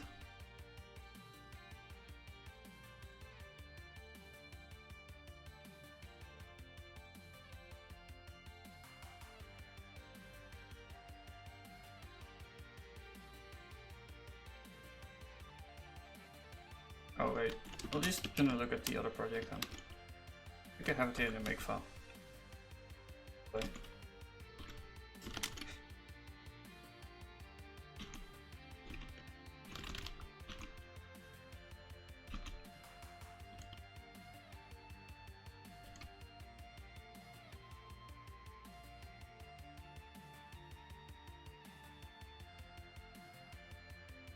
Target host.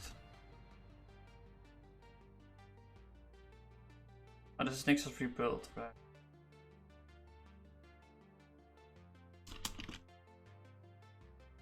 I just want to send over the cache stuff.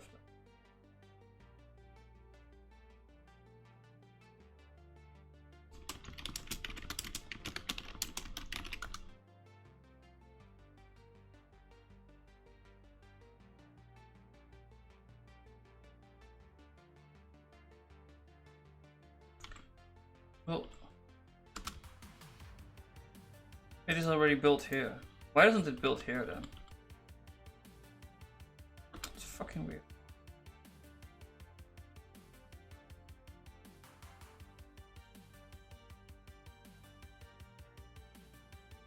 Like verbosity flags. Oh, shit.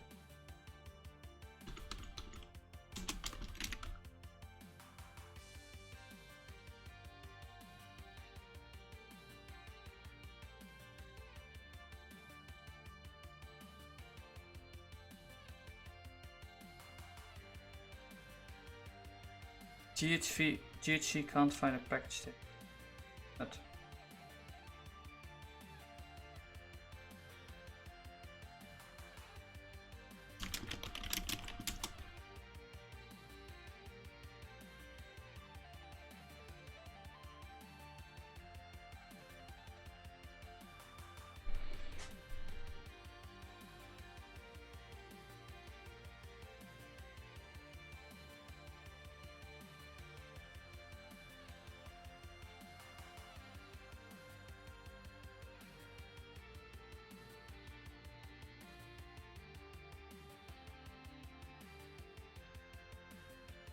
there is a package database.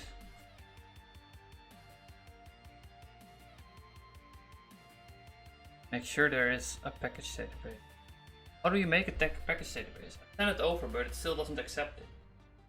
That's package database.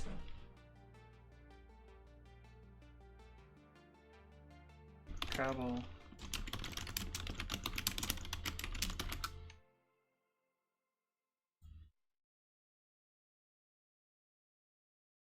Kabel install.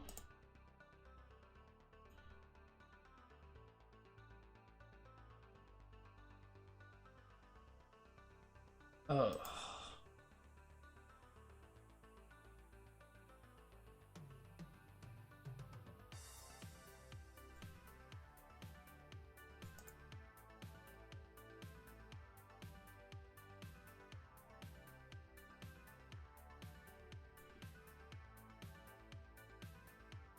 Recently, people have written various cable extension wrapper tools to address use cases that the main cable not handle very well. To address a few use cases, and the tools overlap somewhat in what they cover. Okay. Goal here is to see if we can identify a more unified idea and explain what the various existing tools are trying to do in terms of that idea.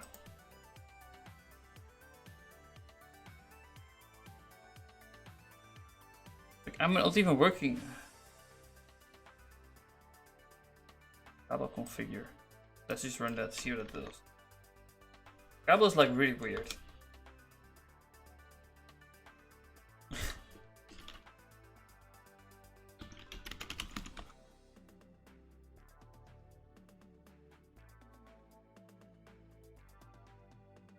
I see the problem here.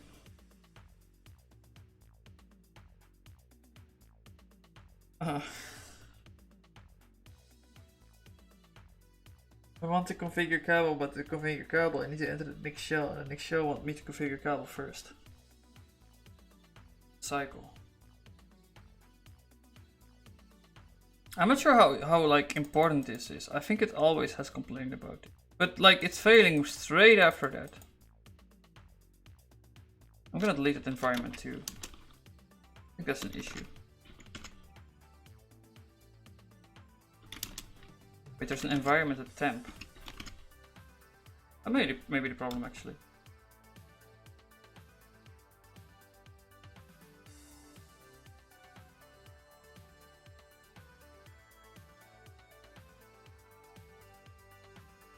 I hate you! God damn it, that's like 2 hours of my life just because the stupid file was there. Why aren't you pure? God, what?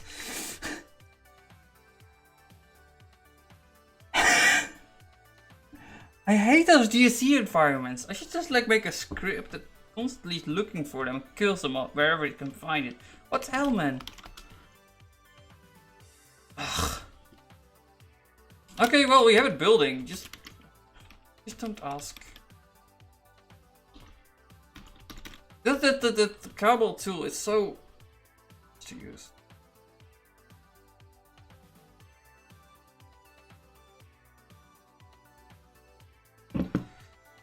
Like, it completely assumes in all the documentation that you're building a library, but it just doesn't assume at all that people are, well, you know, just want to use it. To use other libraries. Completely ignores application developers. It's so annoying. And then like it just mucks up with your entire system and looks at all these random places, gives a bunch of error messages that don't matter. And the THC environment thing, I have no idea what it does. But it just makes that random dot file. It's like the Vim turds, right? Whenever you edit a file in Vim, it will make a dot file. But it's worse because like Vim will just ignore those dot files, or just say like, oh whatever, you can choose to use it. But Cabal will just say like, I'm gonna use this. It gives a warning about it, but... Okay, so now we can test. Actually, we can test. We can get some progress done. Actually, I can see how long it took.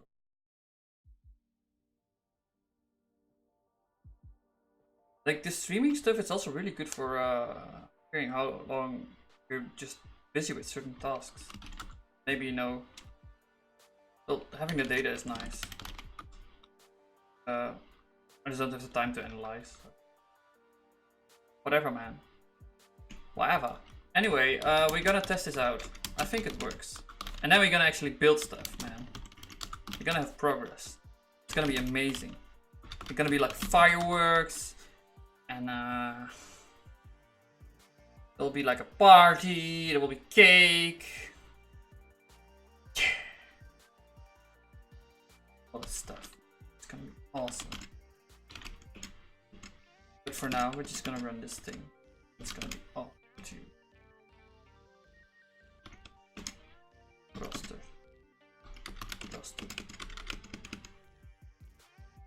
Are you there? Build.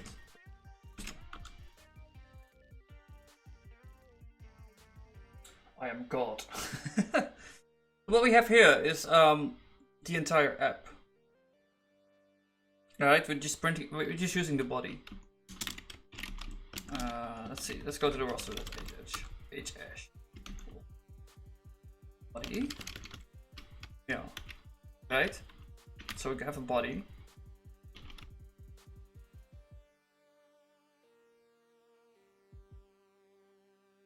Huh? How does that work?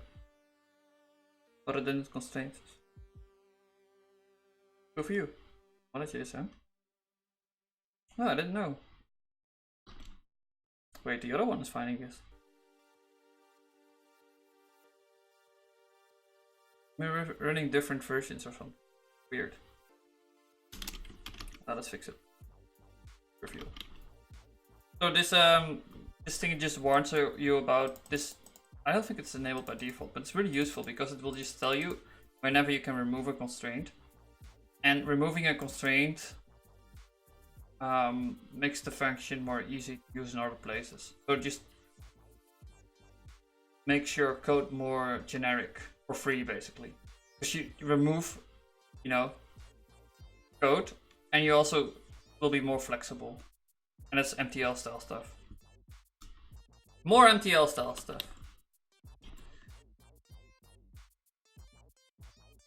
But today won't be focused on MTL at all. Like we're past that now. Today we'll be focused on. Actually, we're kind of focused on MTL. We'll make a reader environment. But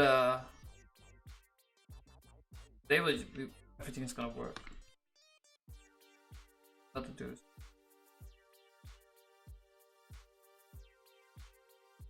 Delete the button.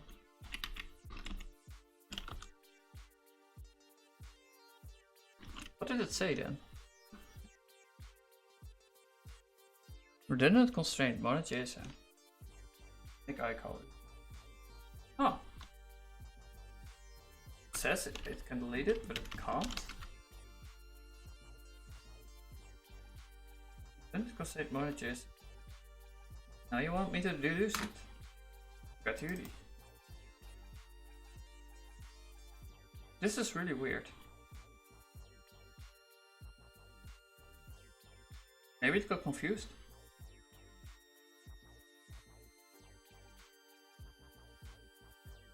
Simon, are you out there? Why is mono.jsm router category? So you're not redundant at all. Or is it another file or something? No, I don't think so. It's a widget.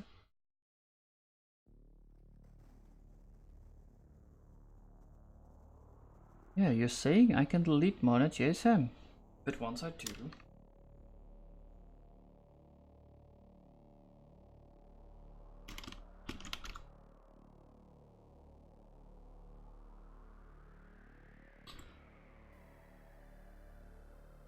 expect this to work.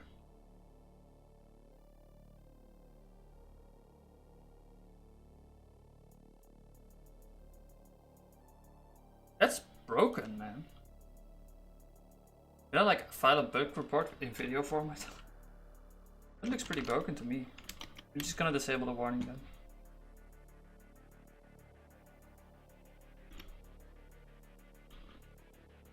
Pretty sure that's broken.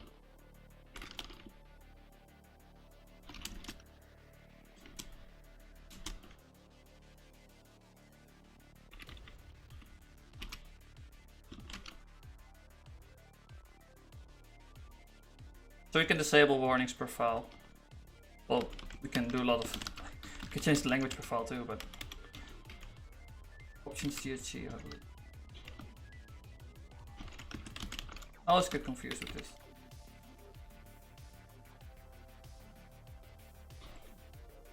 I don't recognize spread now. Maybe it was GHC options. Maybe it was options GHC and just having a race. Wow. So many ifs.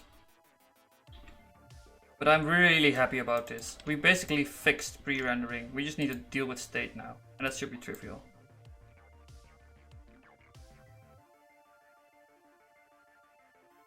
So the only state we basically have is logging in. Once you're logged in, you have a different screen. Being able to do this is just like magic, right? And we have almost no interaction with JSM.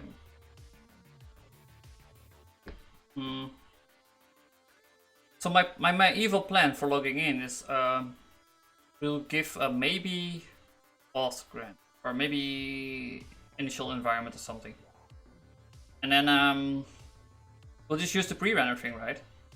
If you're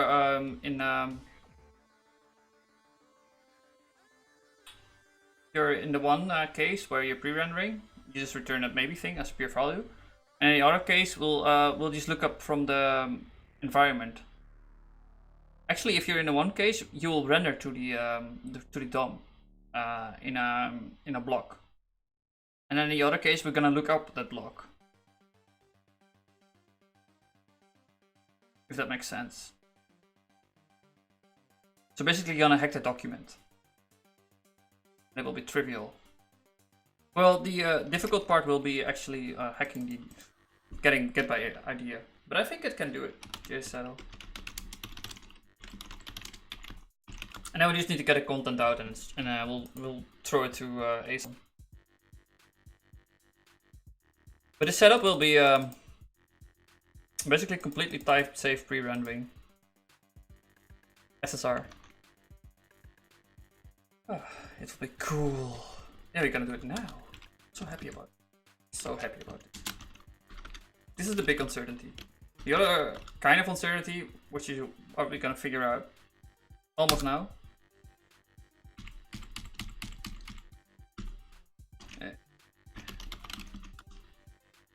What happened? Okay, we're gonna quit this. Like, I'm really happy.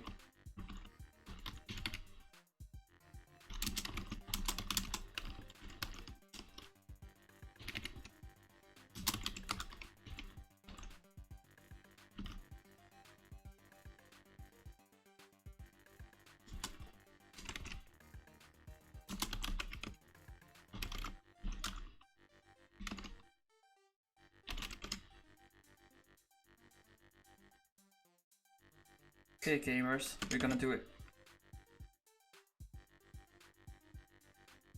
We got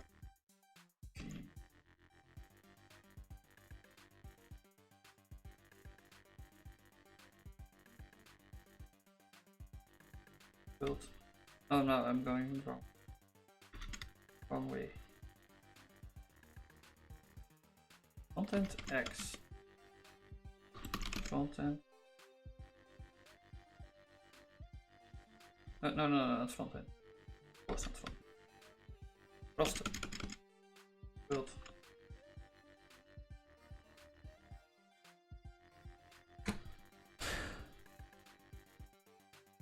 Right, and like a couple of details around this. One of them is how to do the DOM. Like the head and stuff like that. But that's also not a big deal.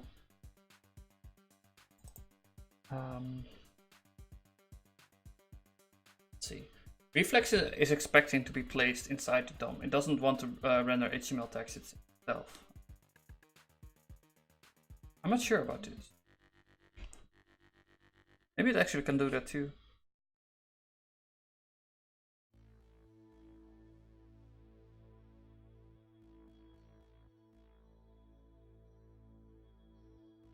But yeah, we got many progress, and we're gonna get many more today.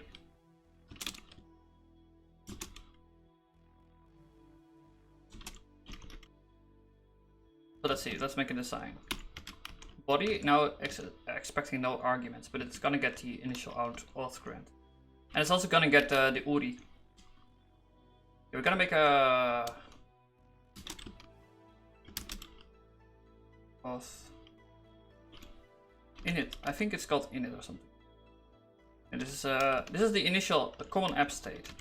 And the idea that it's in common is that we can communicate it. But we're gonna make a specialized front end. No, we're not gonna do it. We're gonna do it in here. We're gonna put the URI in here. Maybe we're gonna also use a different library than URI then, because it sucks. Maybe we're gonna use a proper one. Actually, I have a URI library.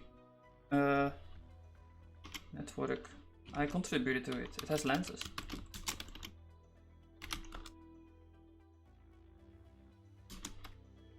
This one, I think. It will have lenses at least. This one is pretty good, I think.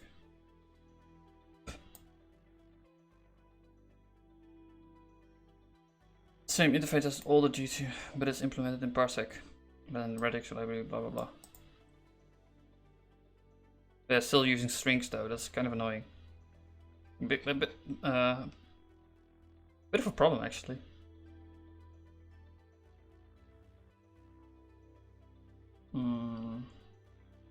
Maybe not use this then.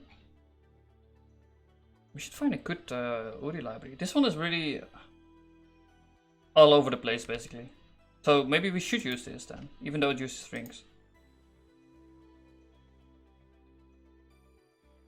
I know for a fact this is like really entrenched. We can use search reverse depths. That's a good idea.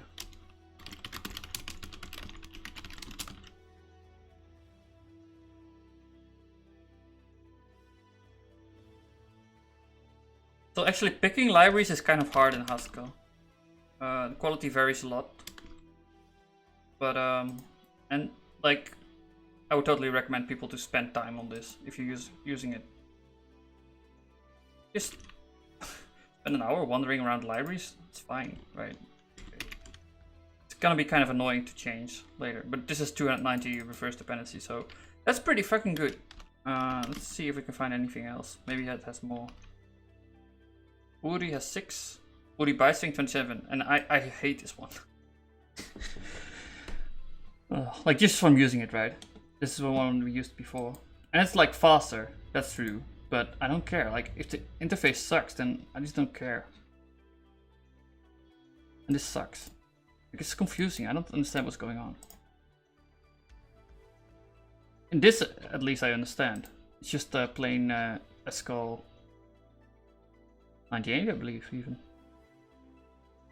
Yeah. If you go to the source, it's probably really boring. That's fine, right? Boring is good. Yeah, they use CPP, but that's fine. They often need to do that to support oral versions and stuff like that. And there's like a bit of a discussion about how to do that. You should push it out to your build tool, blah blah blah, but I don't really care. Just engineering nitpickery. Being fussy, right?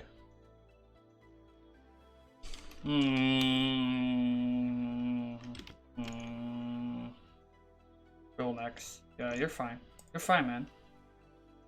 Spent way too much time on that too. Unfortunately. Just because of the stupid environment file.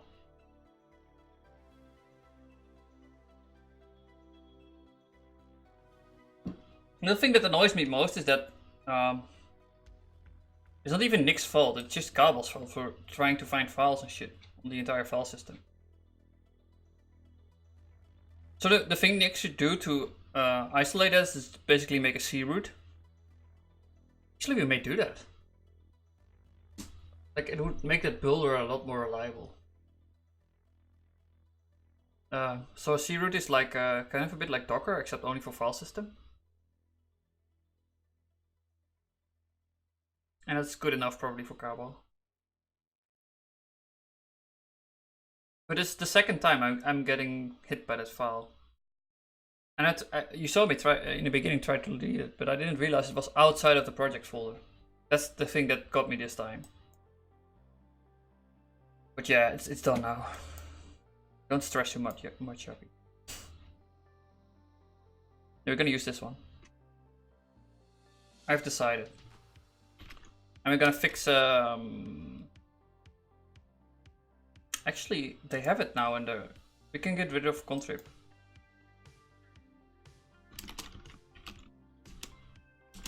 They have a thing to get Uri.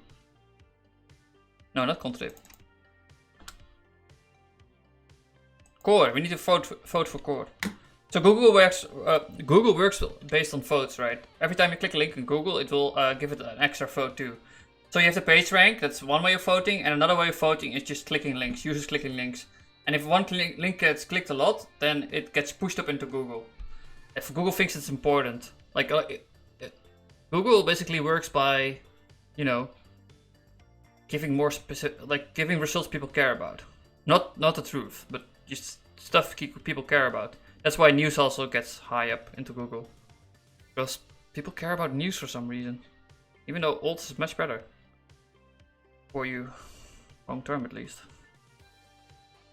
Olds. Start a channel. Yappie olds.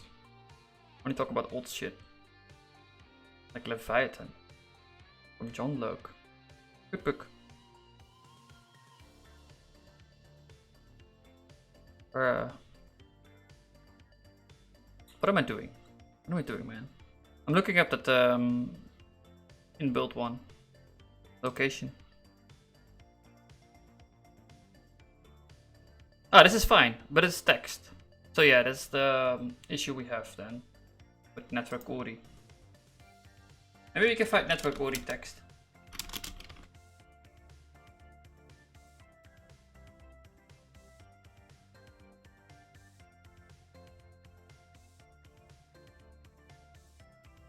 Network URI encode. That's URI encode.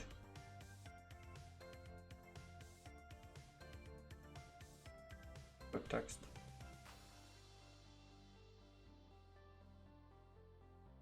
Encode aware URI encoding. Oh, okay.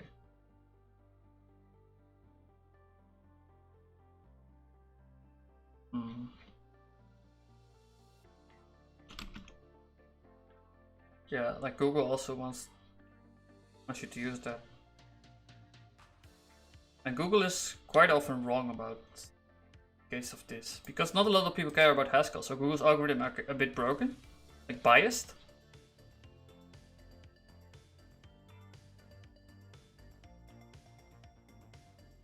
Well, yeah, it's also biased in JavaScript, because a lot of beginners use JavaScript and then it's like use the easiest thing at hand, which is jQuery. And if you try to make a quality code based on JavaScript, you probably don't want to use jQuery, although mileage may vary.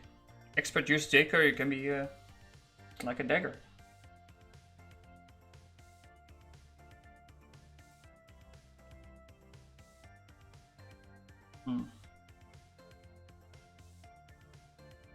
Yeah, we're gonna use this.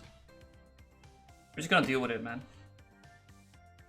Maybe it's a prime thing for Bullmax. Yeah, we're gonna get rid of the other URI thing. He's gonna fix all the compilers, man.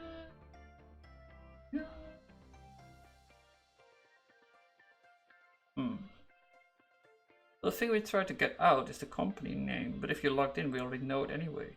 We don't even need to read the URI. We still want to know the URI. Yeah, in this point. We're gonna put it in the URI in here. And it's gonna be network URI. Because I already used it at the backend, I believe. Yeah.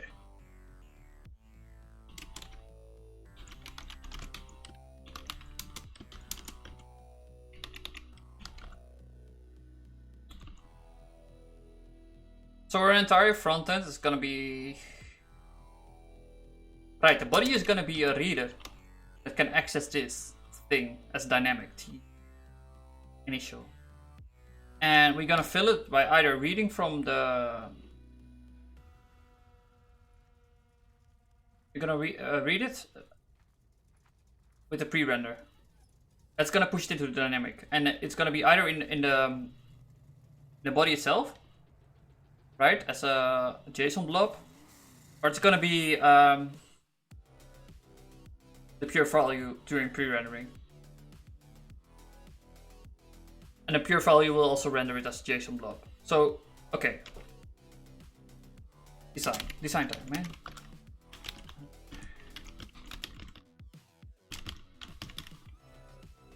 So we gotta get a pre-render function. And this is gonna do two things.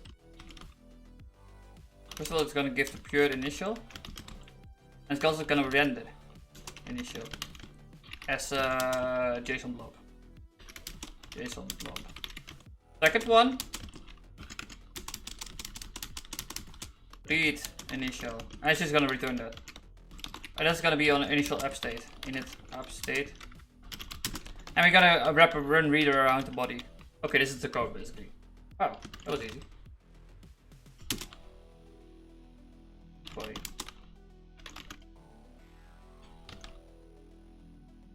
We can do this right now.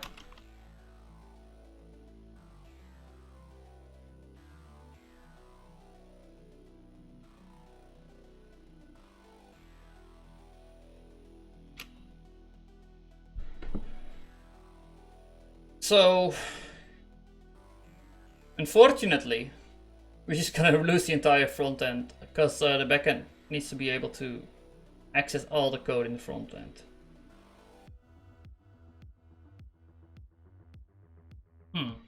That's gonna be annoying. I had this nice code split up between front end and back end, and the entire communication was in this one package called. So I think I'm gonna keep that common thing, but I'm just gonna make the backend depend directly on front end. And I'm gonna move out all of the widgets and shit out of common. And we're just gonna use common for communication. That's a better design, I think. So even though backend depends directly on front end, front end still won't know about backend, but they can share common stuff. Right, so backend now will depend on common and front end. Ooh, oh, that's an and. We're programmers, right? We're not logicians. Front end will depend on common. Common will just be communications. Communications. Common, maybe. Common. Yeah. Did I add the URI? Yeah, I did. Nice. Okay, we also need to add a lens for that. Let's show URI. Nice.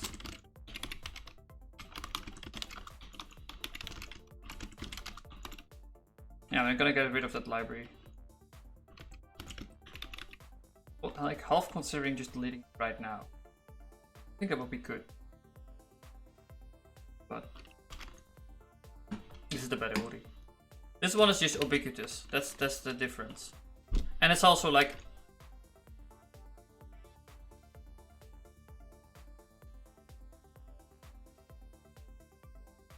easy to use. There's no type level magic going on. There's no reason to use type level magic for URI. Just a dumb data type, man. Like in case of type level translations, maybe. Well, the API I made wasn't that. Well, I was getting it someplace, okay? I was experimenting. Sometimes experiments fail, that's fine. Fine. But PS URI, yeah, it promises speed, but it's just hard to use. Too hard. It shouldn't be hard. That hard. That's a problem. So, common doesn't know about network URI. That's a lie actually, because it depends on servant. Network URI is also used by servant. So we're really deep into that. Oh, I also pinned servant. Because a lot of shit is depending on it. Have to.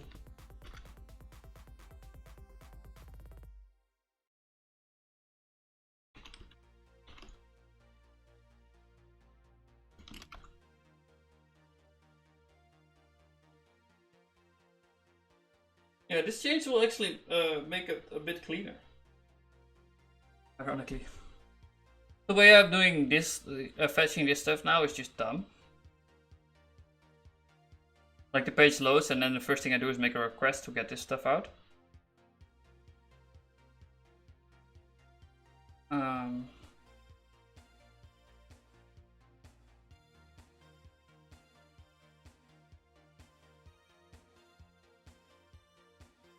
I think it's just best to send it directly.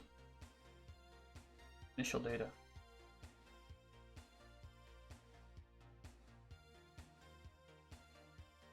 Oh, there's no ASON.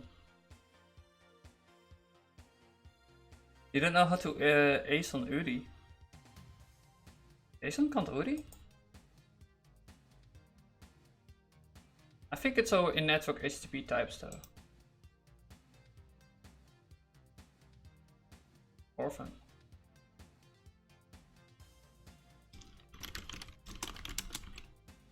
Maybe I need to wrap it in a new.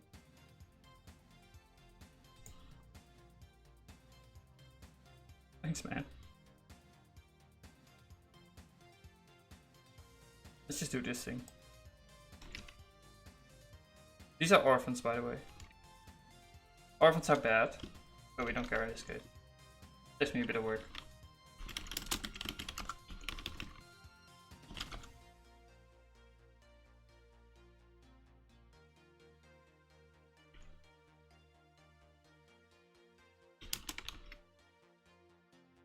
Network URI JSON. I'm gonna put it in the orphanage though.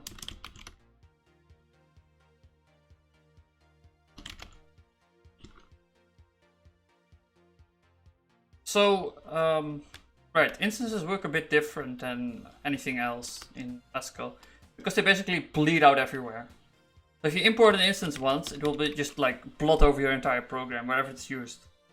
This is gonna force an entire recompile of most of the program because a lot of shit is depending on orphanage. Well, a few things are depending on orphanage, but everything that depends on that other shit is also going to be rebuilt. Just it bleeds.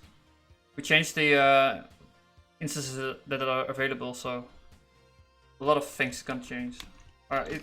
It's not sure about a lot of things anymore. Because these instances may have been used elsewhere. But that's fine. You don't like network URI? Dependencies.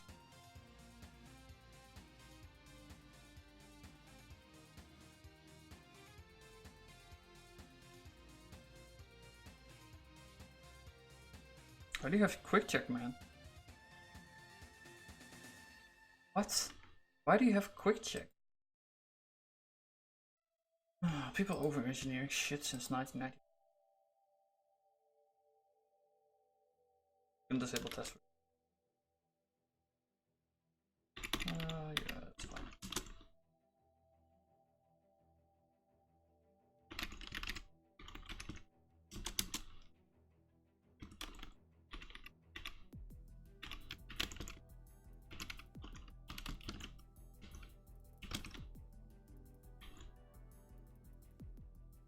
What is it called? Super.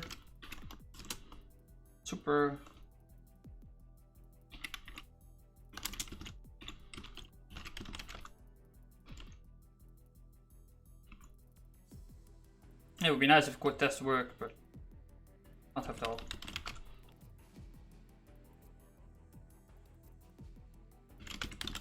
Semicolon.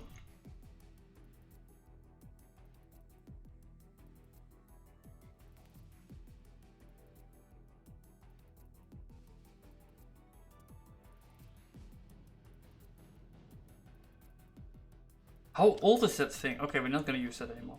It's annoying. We're gonna make our own.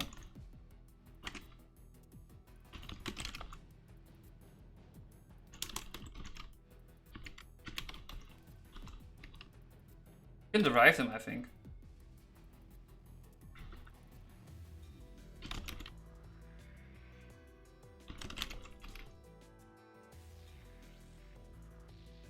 Is network URI generic? Take me a lot of work. You can just derive ASON instant. Let's just do it here.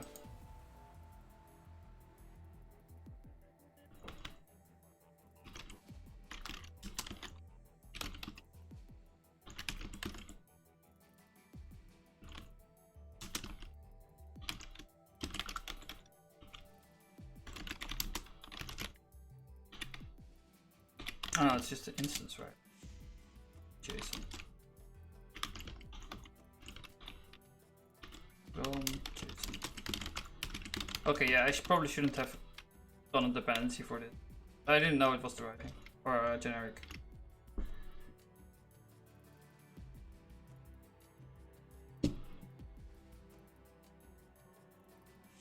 Perhaps you meant network URI instead of network URI.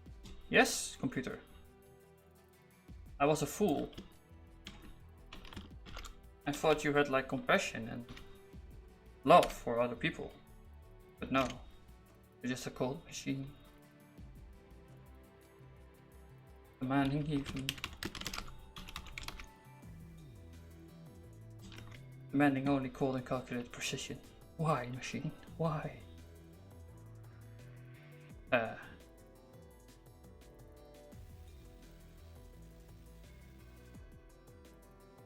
We're gonna do everything.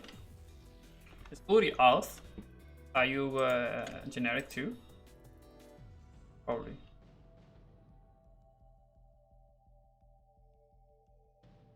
That's so fucking annoying. Why did you do my manual instances? Oh, I know. We can just gonna derive instance. Deriving instance. Oh, this is how we do things. This is how we roll, man. God.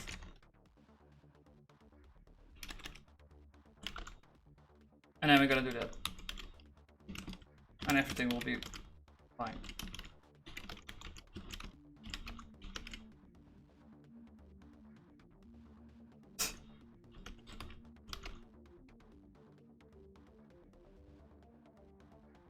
It's probably a terrible way to represent Woody, but whatever.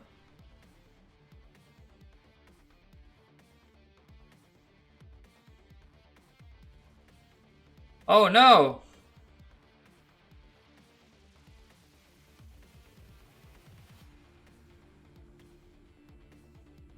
Not all data constructors are in scope, so we can't derive. Let's make it be more in scope. I didn't know that. Oh, that actually makes sense because it needs to destructure and reconstructure. Like the products and shit.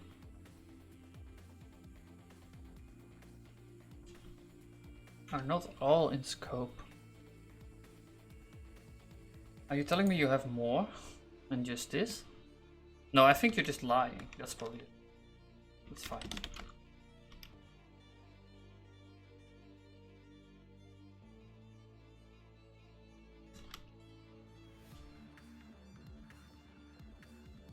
Yeah, look at that.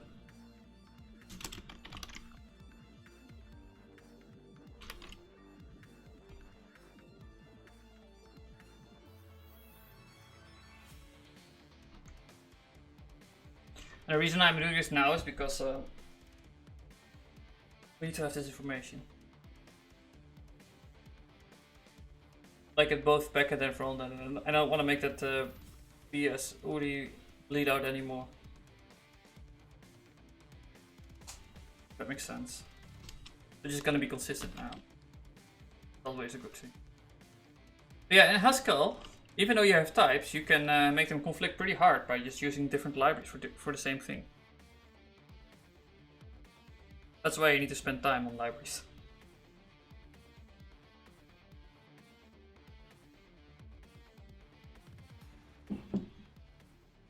Things become easier if you're consistent.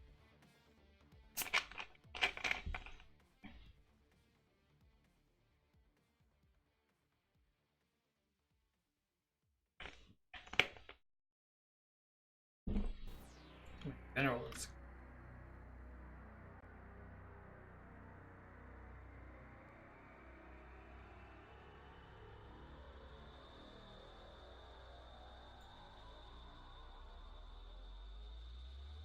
right, I'm gonna continue until 4 and then I have to take a break.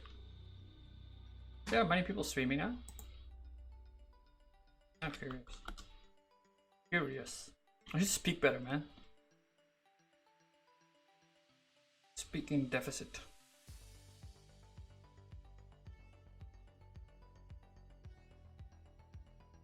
So many viewers. But not in science and tech.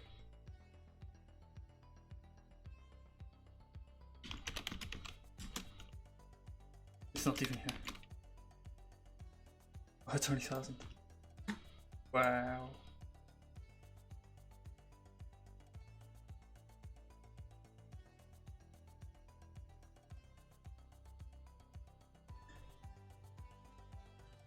Learn C# syntax. So yeah, a lot of people just care about getting jobs.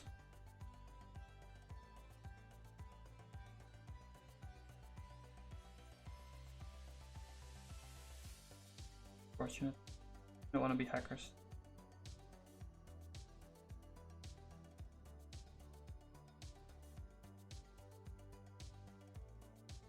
Hmm.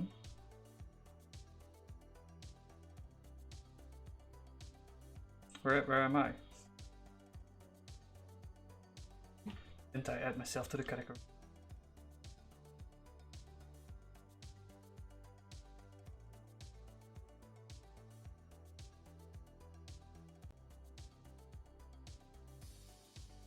Weird.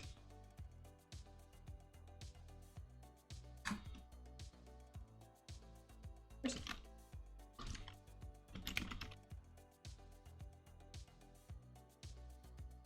Here's man.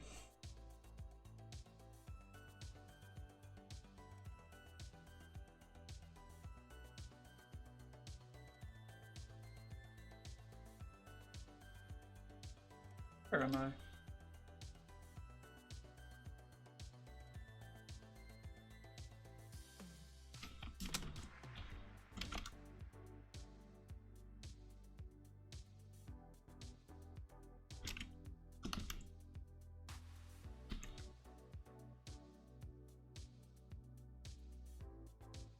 Keep this open. This should be a solution to everything.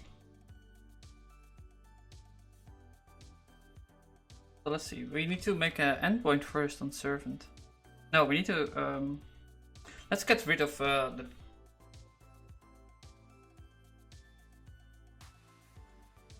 We run into it anyway. We may get rid of the decision about if it's a company or not. Entirely. No, not really. We still need to do this.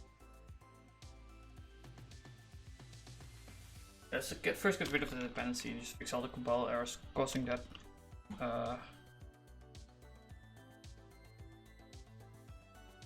Yeah, this is also a thing.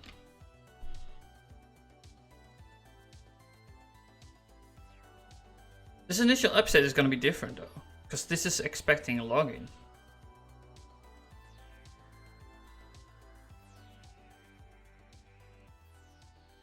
This is more like an initial authentication, whereas the thing we're building is like initial app state. But it didn't used to be a problem because there was only like we wouldn't even make a request if we're not logged in. We wouldn't care about communication, but now we do care. A lot of stuff is changing, man. Even though the system is becoming like simpler.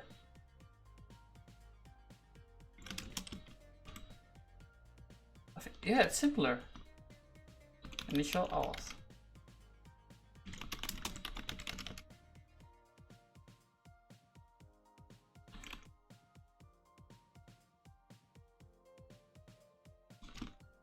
Like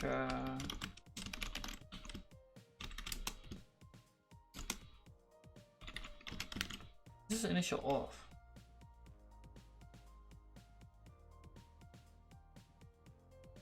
Initial app. Initial state.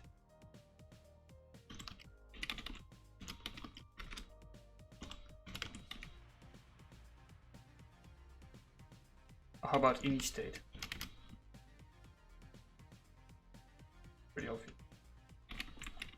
And the auth.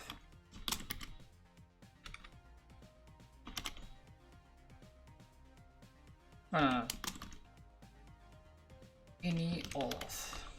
Do it, man. I wish that thing worked. Just gonna read.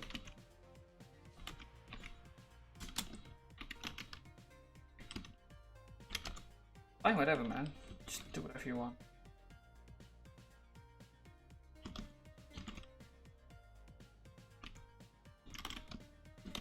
That would help.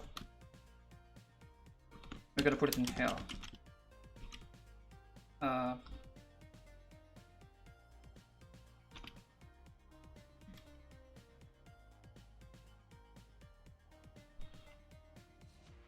State.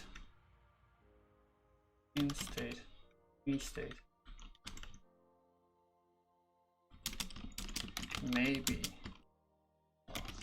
Whatever. Right, we maybe know the company. We always know the URI though.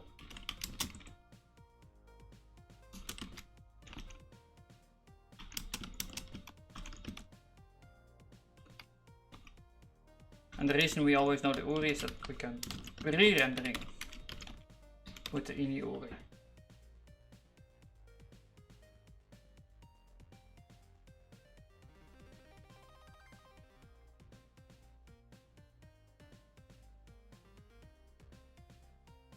Yeah. They may have done the company thing and then you get another different pre-render from not having the company.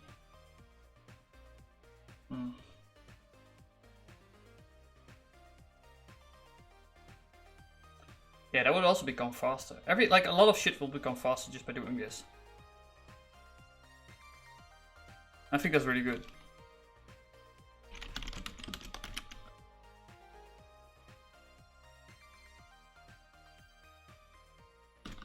Especially if it takes me like 1 week to implement. Yeah, really good.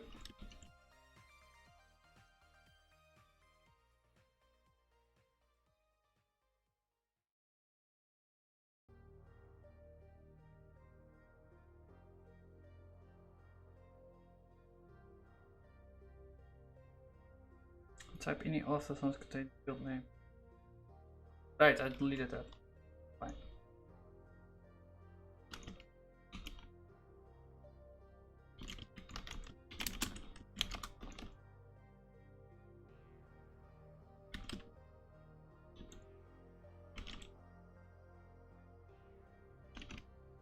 No, not the ini though.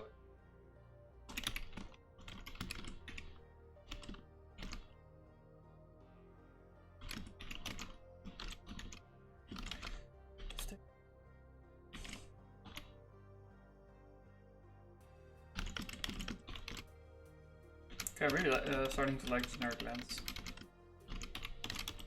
Even though it's more work.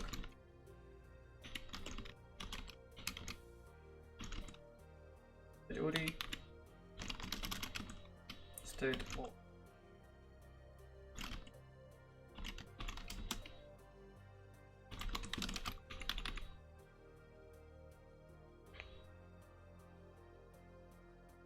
Simple lens.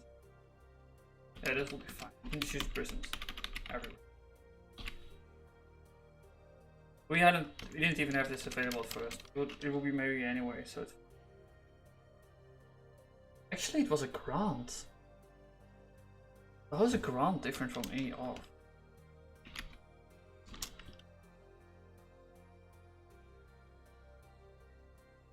Oh, the token too. And a credential.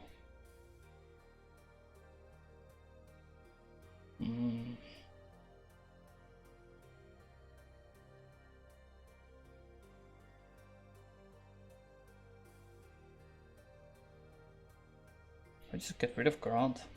I need to know about the token. Lots of things to think about actually now. I got it working. We're in a jungle, new world. Okay, so let's see. How do I like implement this without changing too? I think that's all the stuff I need to do. But I shouldn't do that really. Let's not do that. Let's undo that then. Oh, let's copy this. But maybe we can use grant instead. Like we'll just modify grant to earn. That's probably a better idea.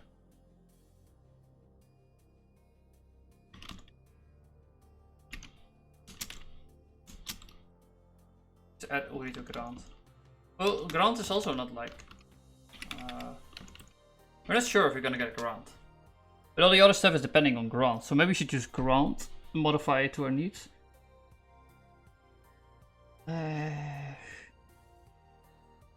Yeah, that's what I'm thinking.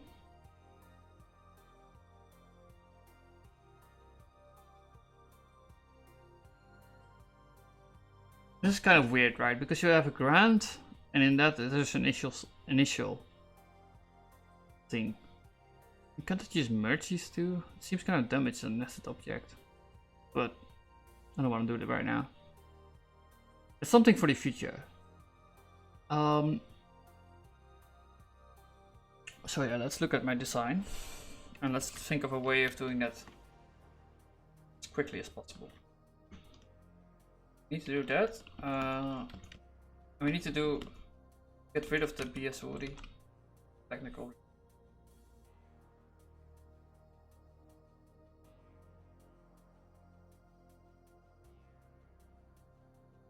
But let's get rid of that later once we get there. That'll be fine. Yeah. Okay, so we're gonna make that thing I just made, but I I'm thinking about just putting it in a separate module. So I have them. You.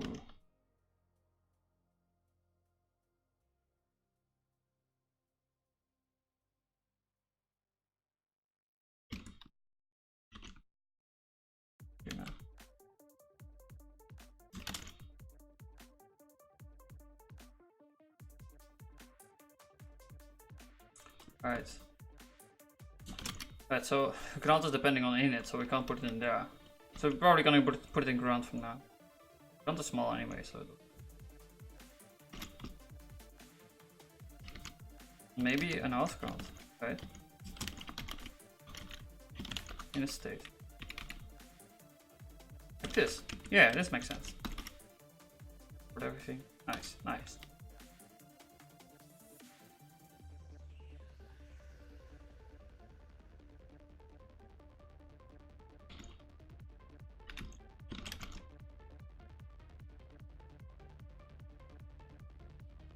I'm starting to get bored of the pretzel library.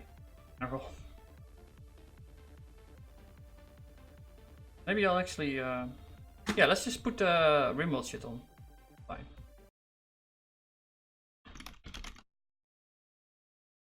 Is that a mod of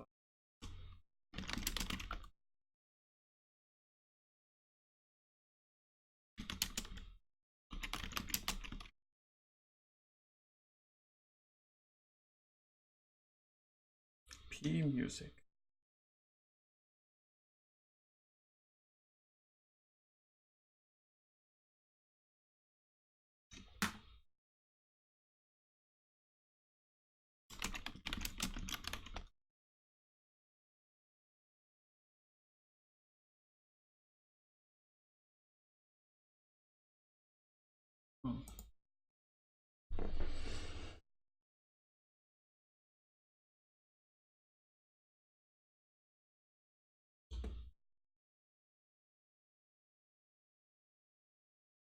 Space Cat Tommy.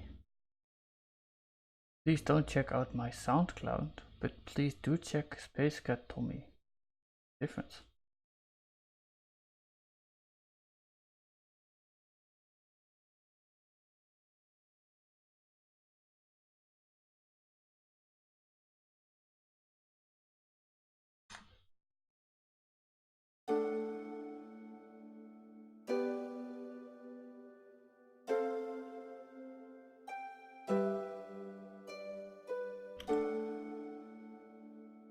Better.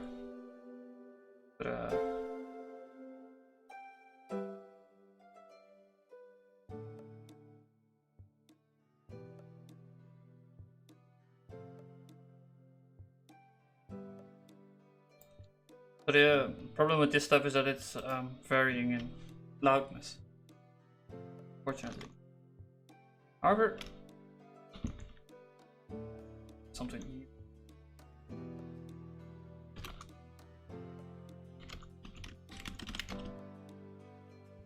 I know for a fact this will be fine on YouTube. Good.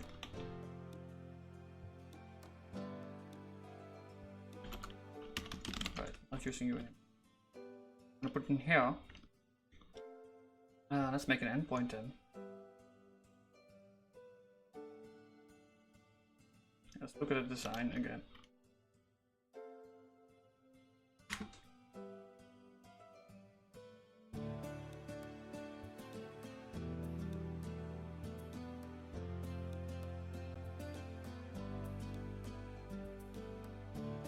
There's actually a fair bit of cleaning up I need to do then. Because I have a lot of reflex stuff also in common. But there's no need for that anymore. Because we're gonna depend entirely on front end. But actually it doesn't matter. Like it just be some OCD kind of thing, not really that important. You just leave it like this. Like, yeah, let's leave it like that. I don't care. Someone else do it later. Ini off. Any state is ini off. Maybe ini off. Maybe off grant. How about that? Ever thought about that? Duplicates tight. Right.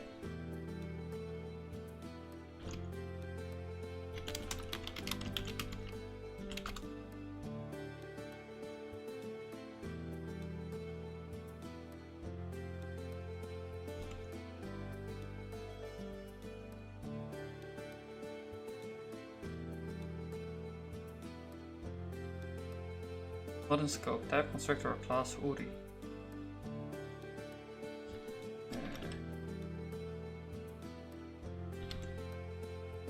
4, 5. I'm just gonna import it by hand.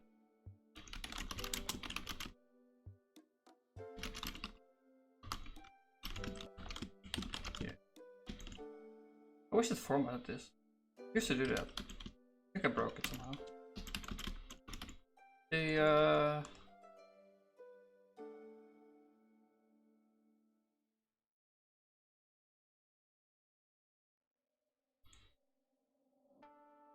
doesn't like state U.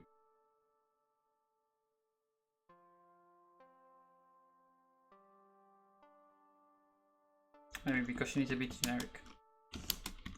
It's an important part of generic lens.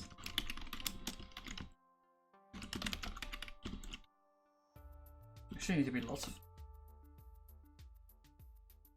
Oh, you don't need to be short. You need to be to and fro JSON.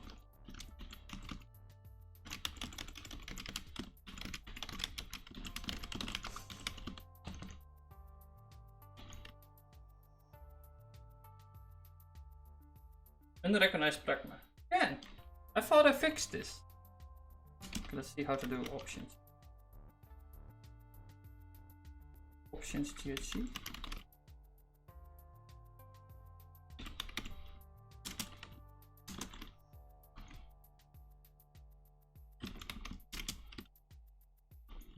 Because it's bugged. The warning is bugged. But it's still useful at times. So we'll leave it on.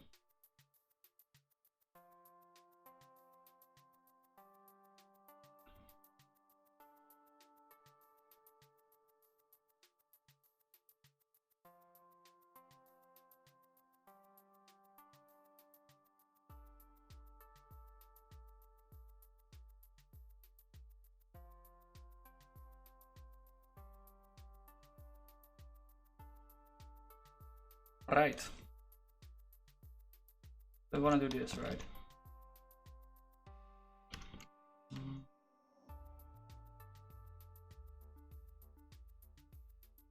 Let's see we need to add an endpoint basically. That's okay, that's a good start. I'm gonna go to common. Add an endpoint.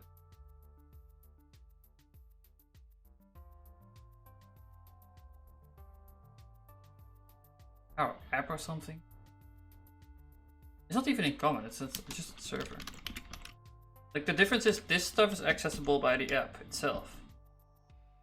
But the app doesn't need to be able to get its own HTML. So this. But the server has a few more endpoint routes. And one of it is to pay, for example.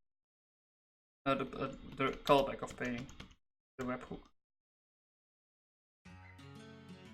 And subscribing to stuff like that.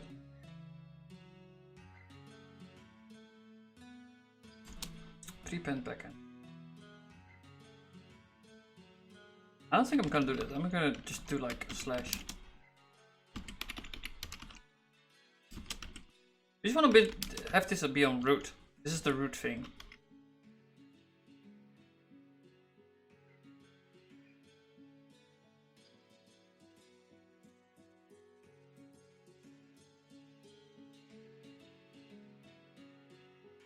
But it is like kind of an auth endpoint too. Oh.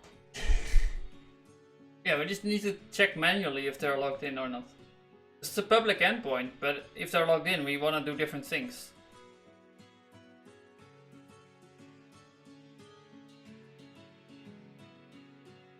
We can use my combinator thing. Servant fiat content.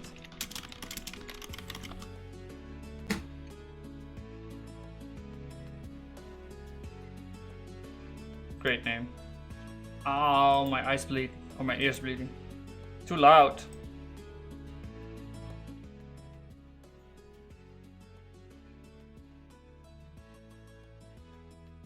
Different fiat content. So we have this library that basically accepts a byte string and will return HTML. Like HTML doc type or headers or something. We get that.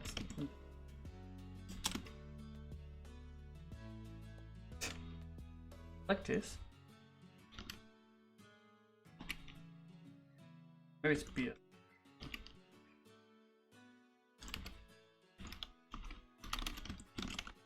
So we'll return a byte string, and that will be jammed into.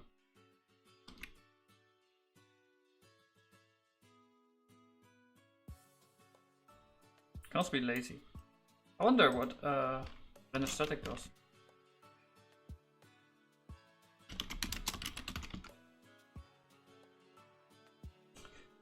Over there. No, it's also wrong. I need to have a new one. Okay. Google is just bad at Haskell, man.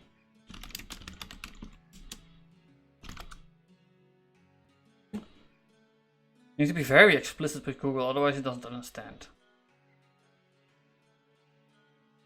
I wonder why. Well, I know why, but...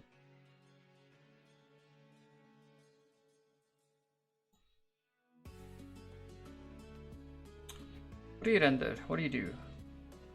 No, this is pre-rendered. This is wrong. I meant static. Okay, gamers. Let's do it. Why am I saying that? Static. Yeah, this one. And you have this one magical function, render static. What are you returning? Lazy byte string? Byte string. Okay, we'll use byte string then.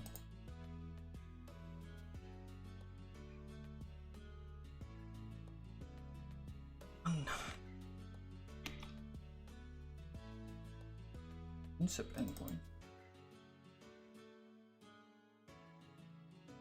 Anyway, it's complaining that it wants to have another endpoint.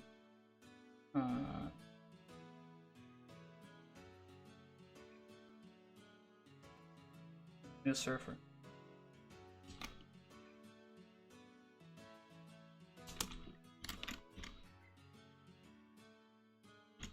So we'll give that. We'll give it that.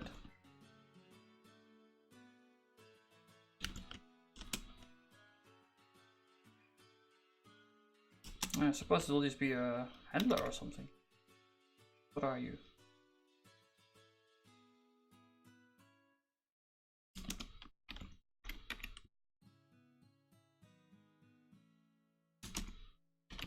Can I see like what type you are? You're still an endpoint. I want to do something similar. And it's 4.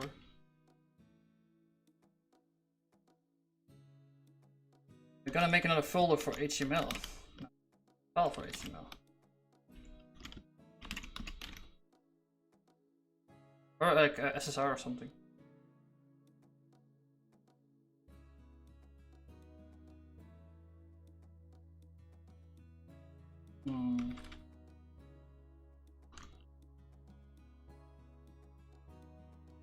Yeah, I think that's fine.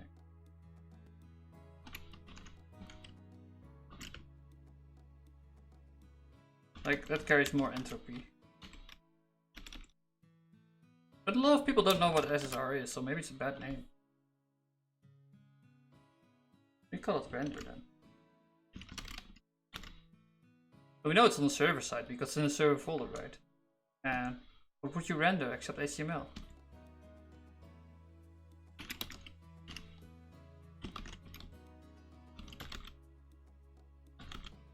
Have it?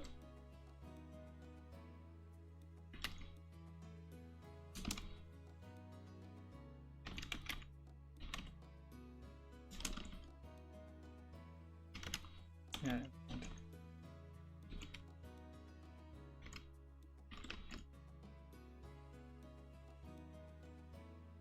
Right string, yeah. Yeah, this is fine. Let's be undefined and see if it compiles.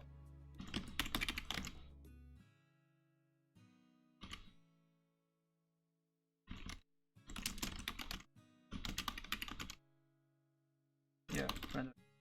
Okay.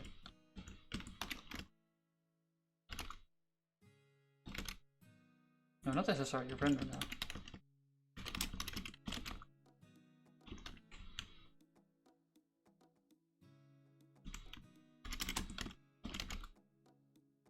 But this design docs. Bit of code. So we need to do ASON, put it in the tags, and then we need to be able to read.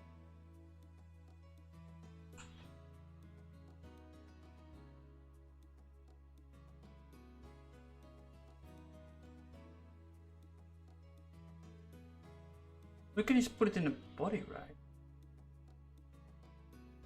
No, we need to, like, it also needs to request the right JavaScript. Would it take over the entire DOM? I don't know. You can try it out, I suppose. It'll be easier, and I don't need to. Wait.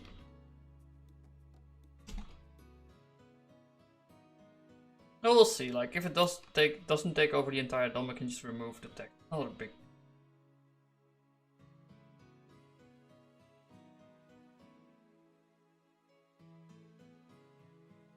But yeah, I'm gonna eat soon. So don't know endpoint? Why don't you know endpoint?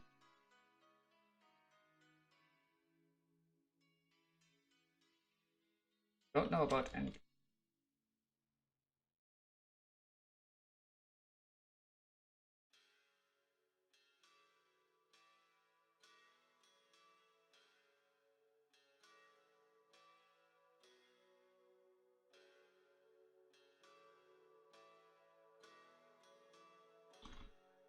Put some weird name like settings.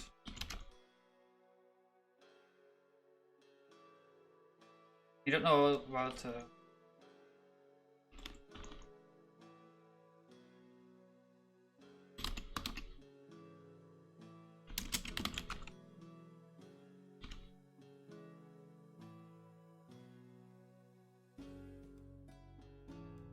that's it. Nice.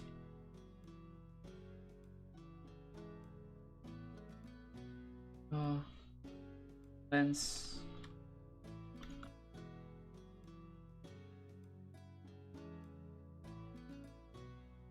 It's the wrong way.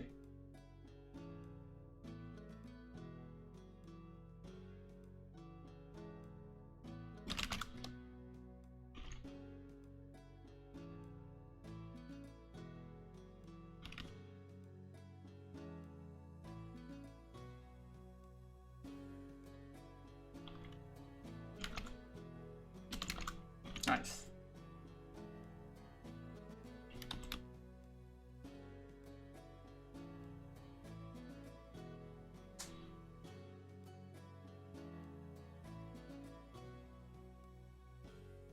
Import of network URI is that on it.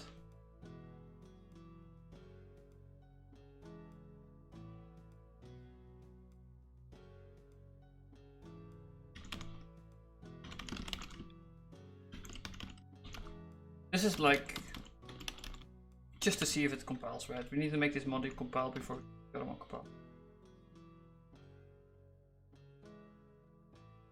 And if it compiles, we know for sure that it works with Servant.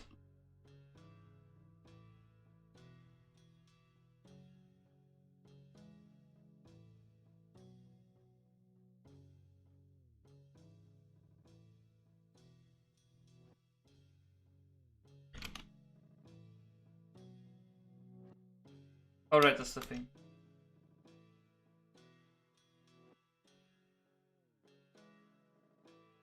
We need to get rid of this thing too.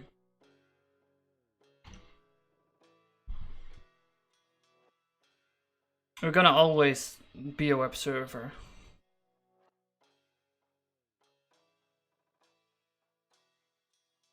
At least as root. Oh, we have a root path. Okay, that's fine then.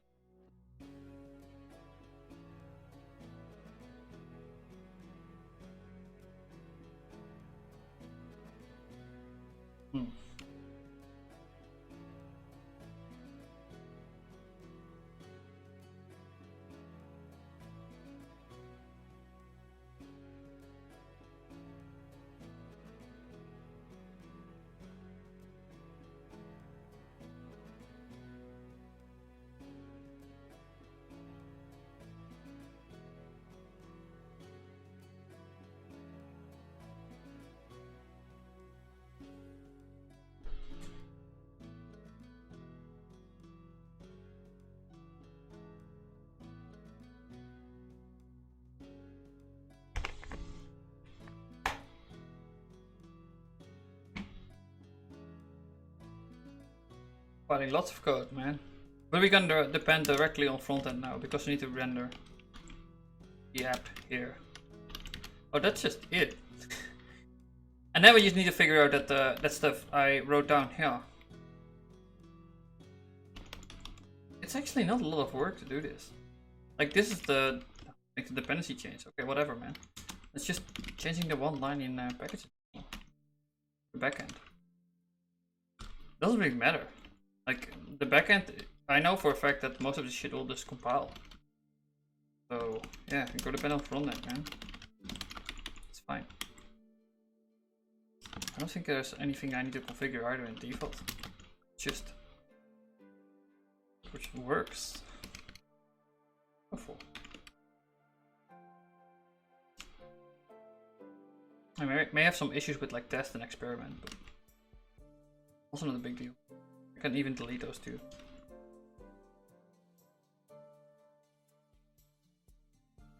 What up with test? Are you like confusing? Or dependency? Okay, that's good.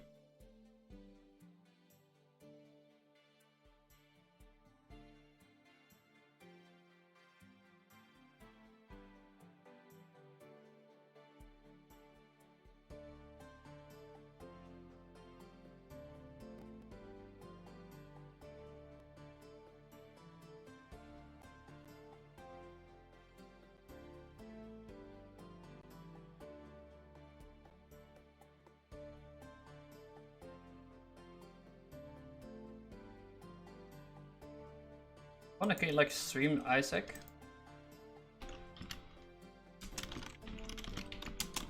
Yeah, it must be because NL is doing it, right? Northern Line.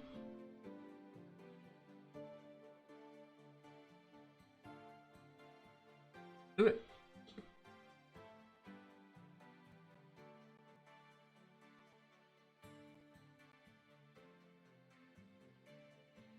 Think. Oh, now I understand. Like that's why you have so much game music. Okay, otherwise, the YouTube streamers get muted. So I can use it too for programming. That's nice. Ah, I see how it works now. Okay. Yeah, we fixed this thing. So I would expect the entire backend to be able to be compiled, and then we can just do render static body, and then we're done.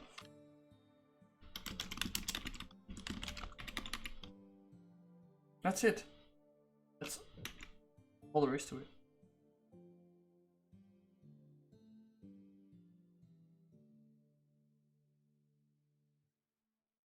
Cable failed to build.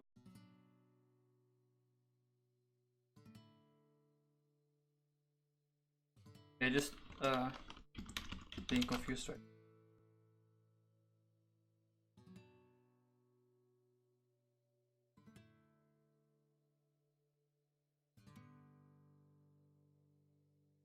Variable not a scope, render static.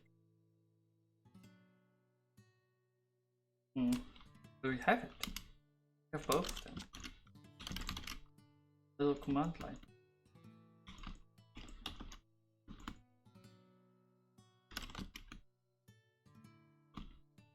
Oh, you're doing DOM, right. It's just gonna be just here.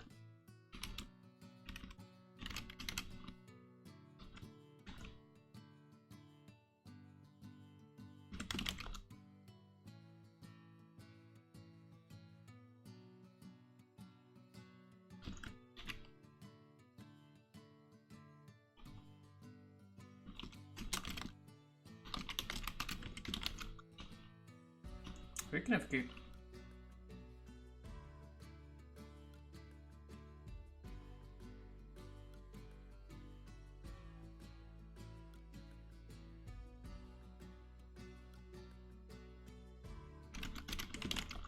Widget? I don't think so. Reflex DOM. Builder static.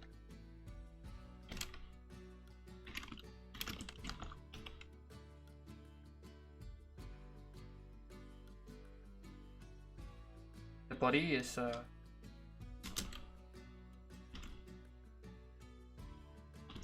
this thing. And that's it. Server-side rendering done.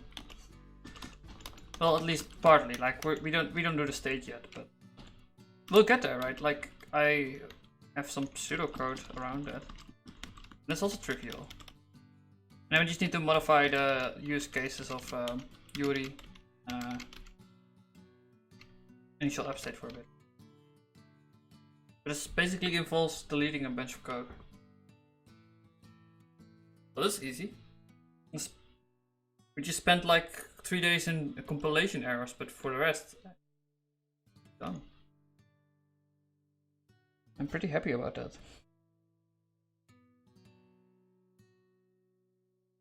Render static, not render static. Thanks, computer. How could I have been so foolish? Oh, not.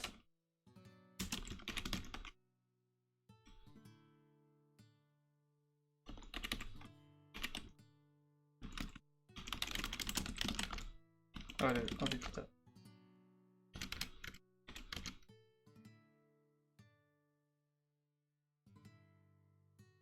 This is all? Net match type. Oh, right. We need to view to. We don't have lens anymore. Let me a second.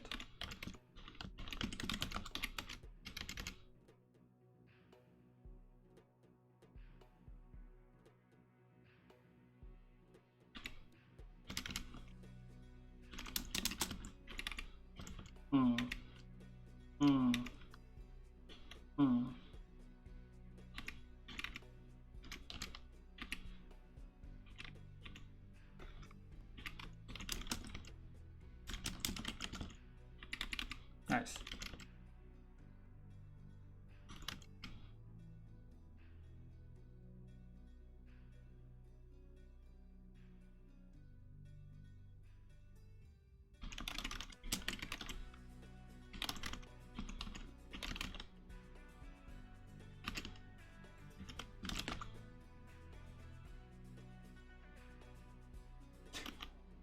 What?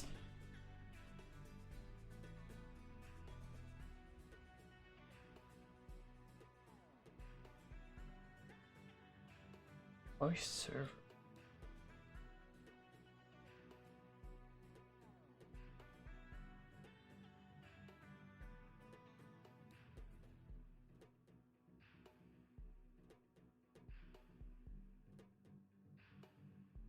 Oh, I know what happened.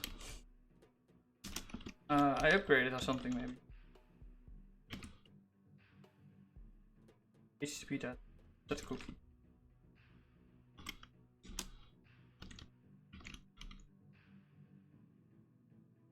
Oh, they finally provided the instance. Right. Get rid of it.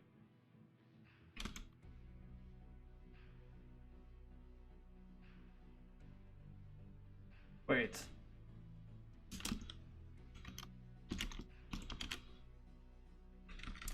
Did I define this twice?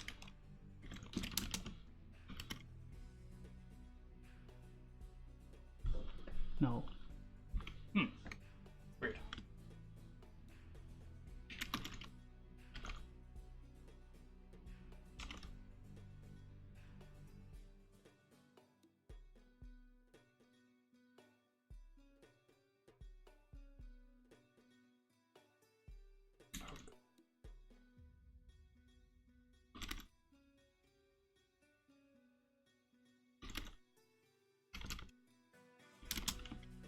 Annoying. I want to see if it builds now.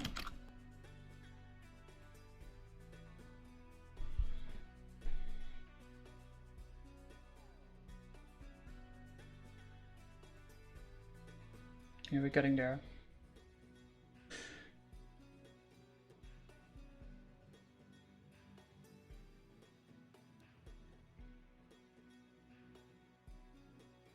Fix it, man.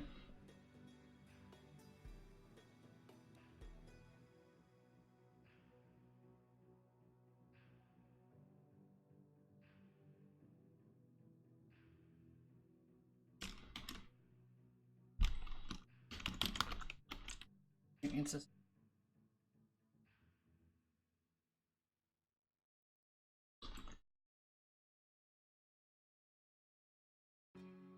They do define it in Fiat too. Doubtful, right?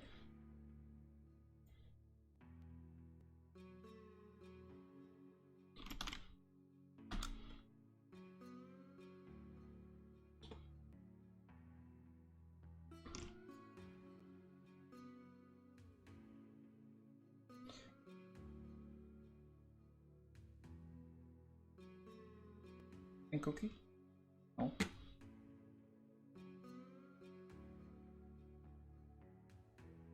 In cookie? No. Where's it coming from then?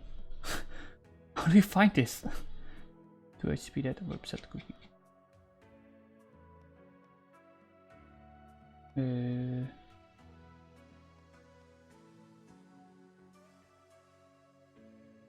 Could not deduce. Wait, you had overlapping instances before. What? First you have overlapping instances and now you can't deduce it? What's going on, man? Sick.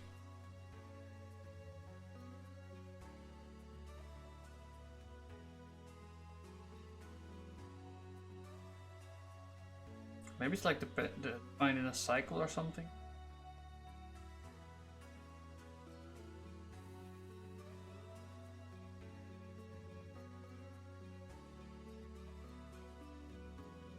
Two instances involving out of scope types. 2 HTTP data website cookie.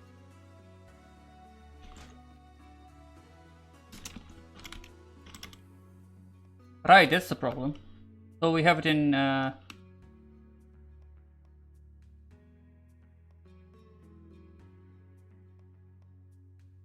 just once.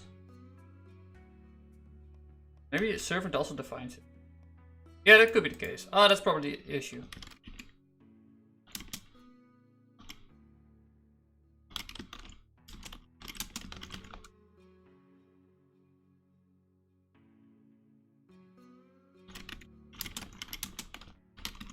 I know what happened. They defined it in here. Oh, this is gonna be a problem.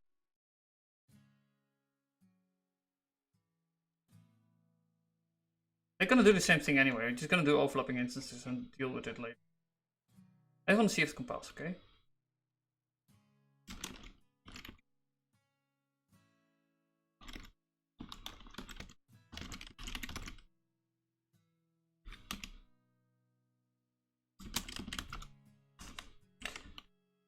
The best solution to everything.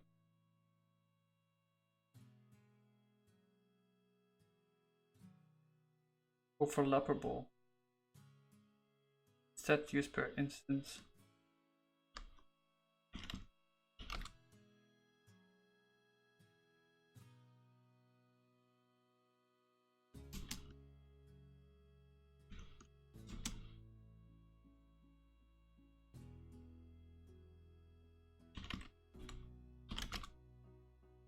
That's stupid.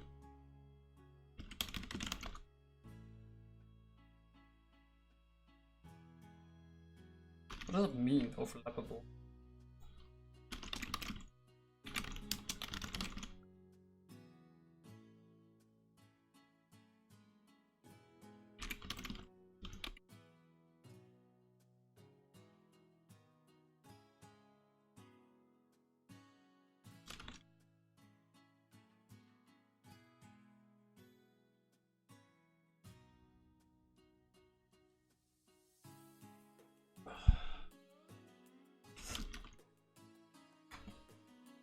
Instance overlapping.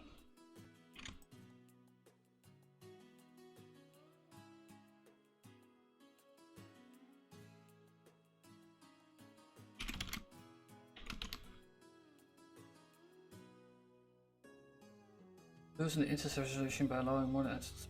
Writing there is a more specific one. Moreover, effective for the the choice of instance is possible to overlap behavior within. The problem is with this instance stuff is that they haven't implemented this in the library that is defining to and from my HTTP data. So I need to do it myself to like use it with servant.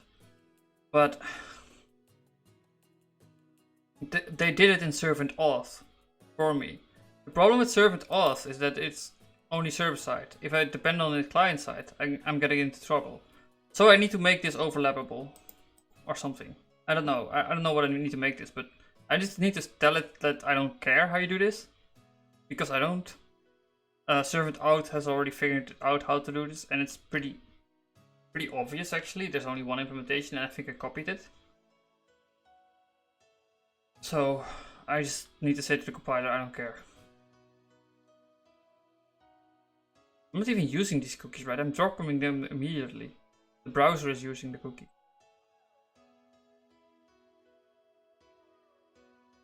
That's why I'm reading this stuff. I don't want to tell it to use the other one. Pragma is maybe one of. The matching behavior is also influenced by 2 module level language extension flag. More precise specification is as follows. And it says it's incoherent if it has incoherent pragma. It appears to be module compiled with X. What is incoherent even? It has the overlappable or overlaps pragma. If an instance has no pragma and it appears to be compiled. Suppose that some client module X is overlappable or is either or design rather than both and design. Allow a client the liberty to override an instance from a library without requiring a change to the library. So if we're overlappable, we're going to be overlapped. And if we're overlapping, we're going to overlap. This is inviting the other guy to overlap me.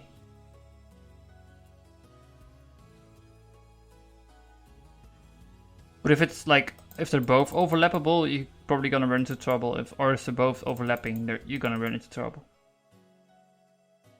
I think. Yeah, that makes sense. Let's just do that.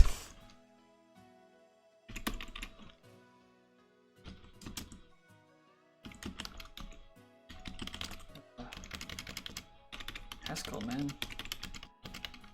Deal with inconsistencies in types. And this entire cookie system is just like basically hard. Like there's also no point to design this in a type level because the browser is just gonna do whatever, right? Like you have no control over that. So I'm not sure how useful this is. You know, make nice.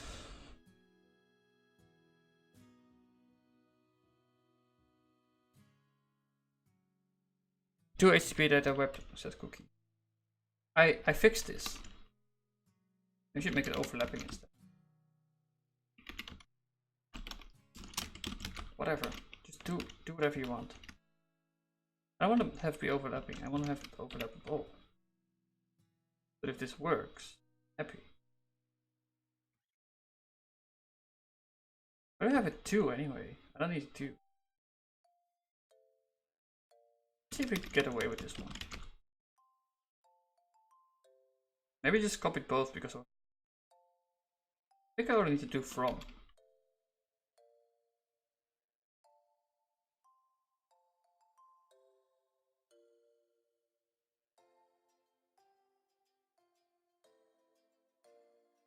Oh, look at that. I think it's compiling everything right.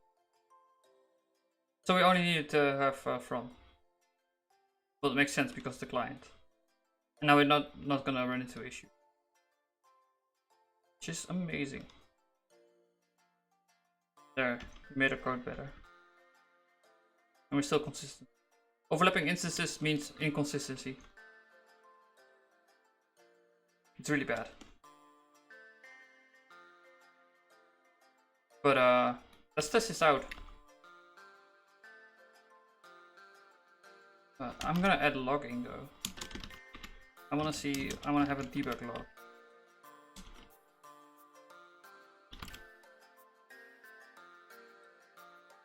Oh, what if they call it? Render or something.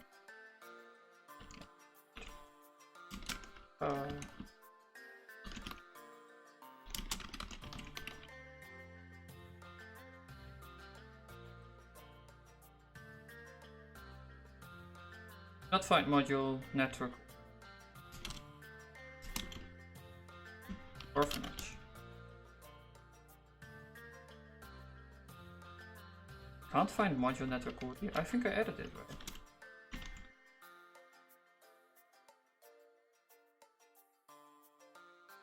It's right there.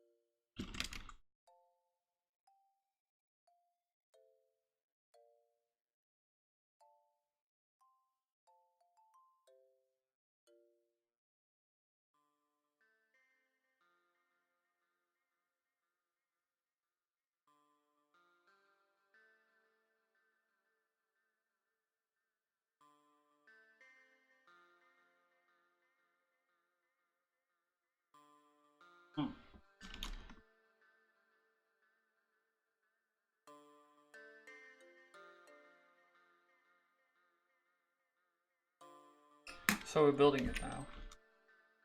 Let's see if we can access it.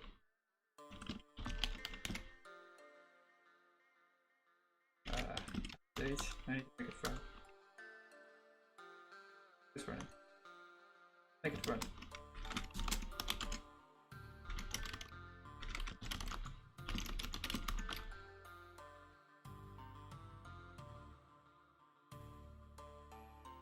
I wonder what it will do.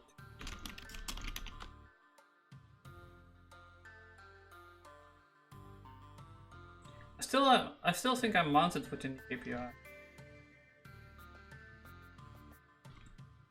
Why does it say that?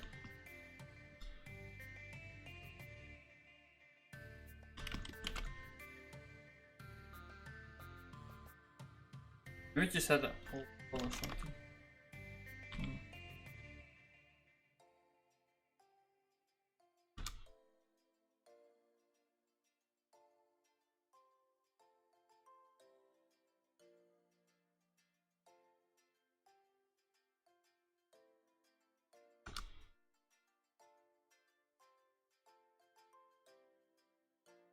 Log debug 0.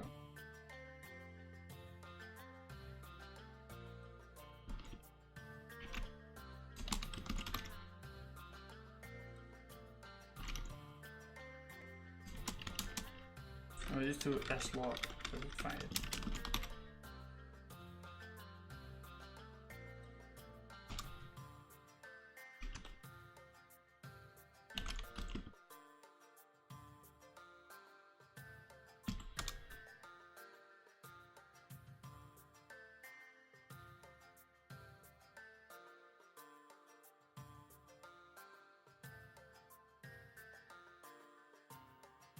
Right.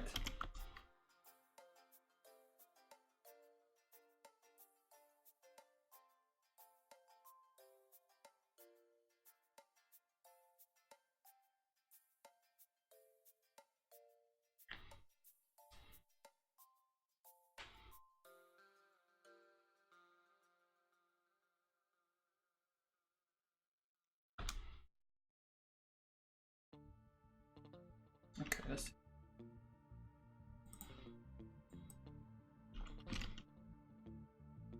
That's this one.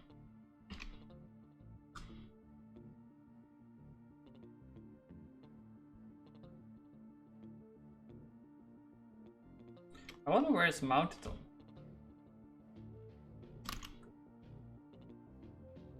Good.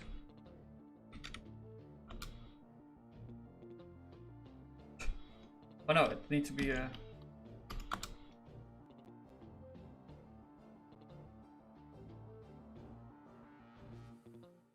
No, it's not this one. Oh, not A. Oh, not found.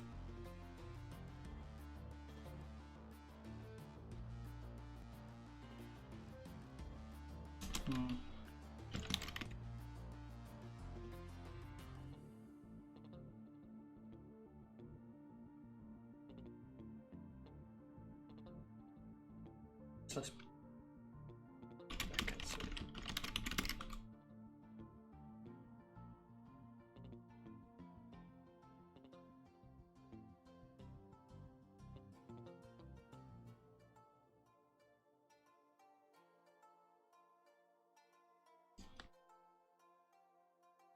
What's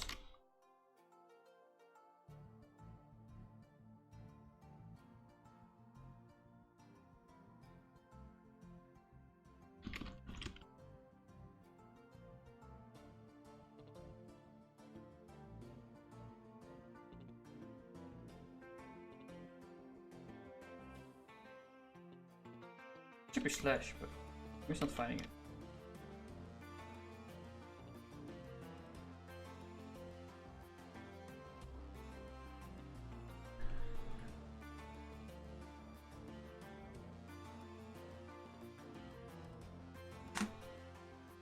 It just fell back to raw.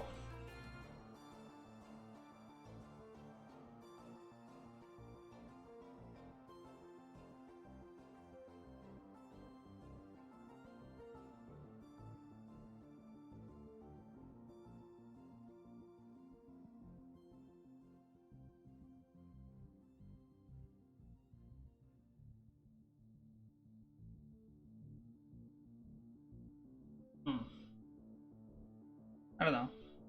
I'll figure this out later.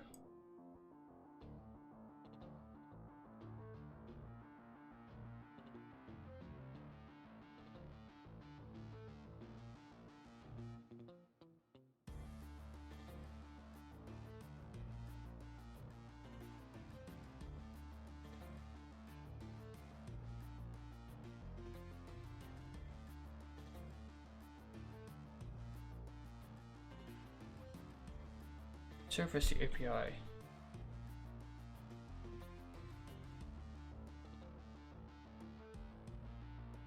Backend API. Render HTML. I'm not prepenning it with anything, I think. Maybe just get them without a... That makes sense. Yeah, let's do this. And you get go there. I would expect the log message to appear. Like then the image. If you have that, then sky's the limit. But yeah. This would be call to root. If it's HTML, call to root.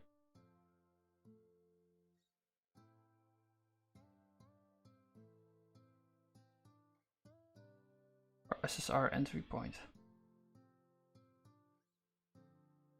Right. Kill you. I need to restart it every time. JavaScript. Code.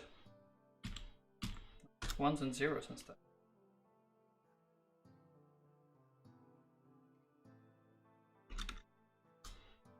Yeah, this looks more like it. Yeah, this is it. This is the pre-rendered stuff. And you see how fast it is, right?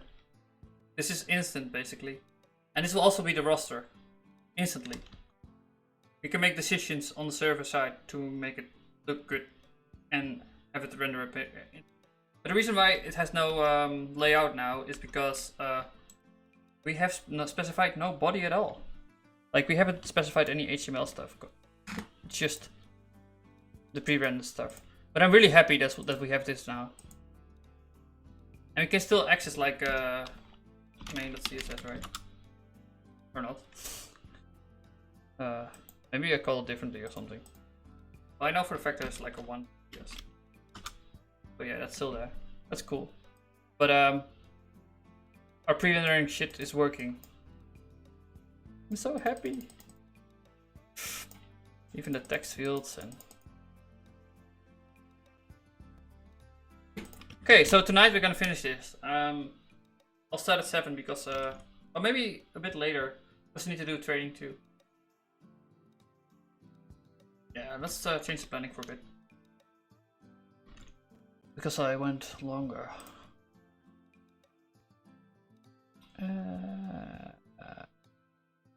Let's see, where's the planning? Why does it keep changing, man? Next stream. Ah, I have it on 7, but I'm gonna do maybe 8. Yeah, 8. Well, if I'm sooner, then I'm sooner. But I don't want to be late anymore, so I'm gonna give myself plenty of time. Anyway,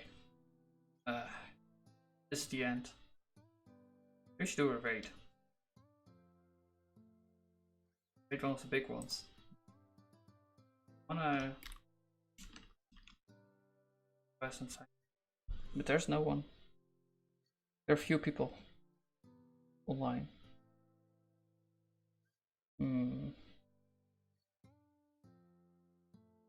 Oh well, I don't care. I'm just gonna close the stream now. Goodbye.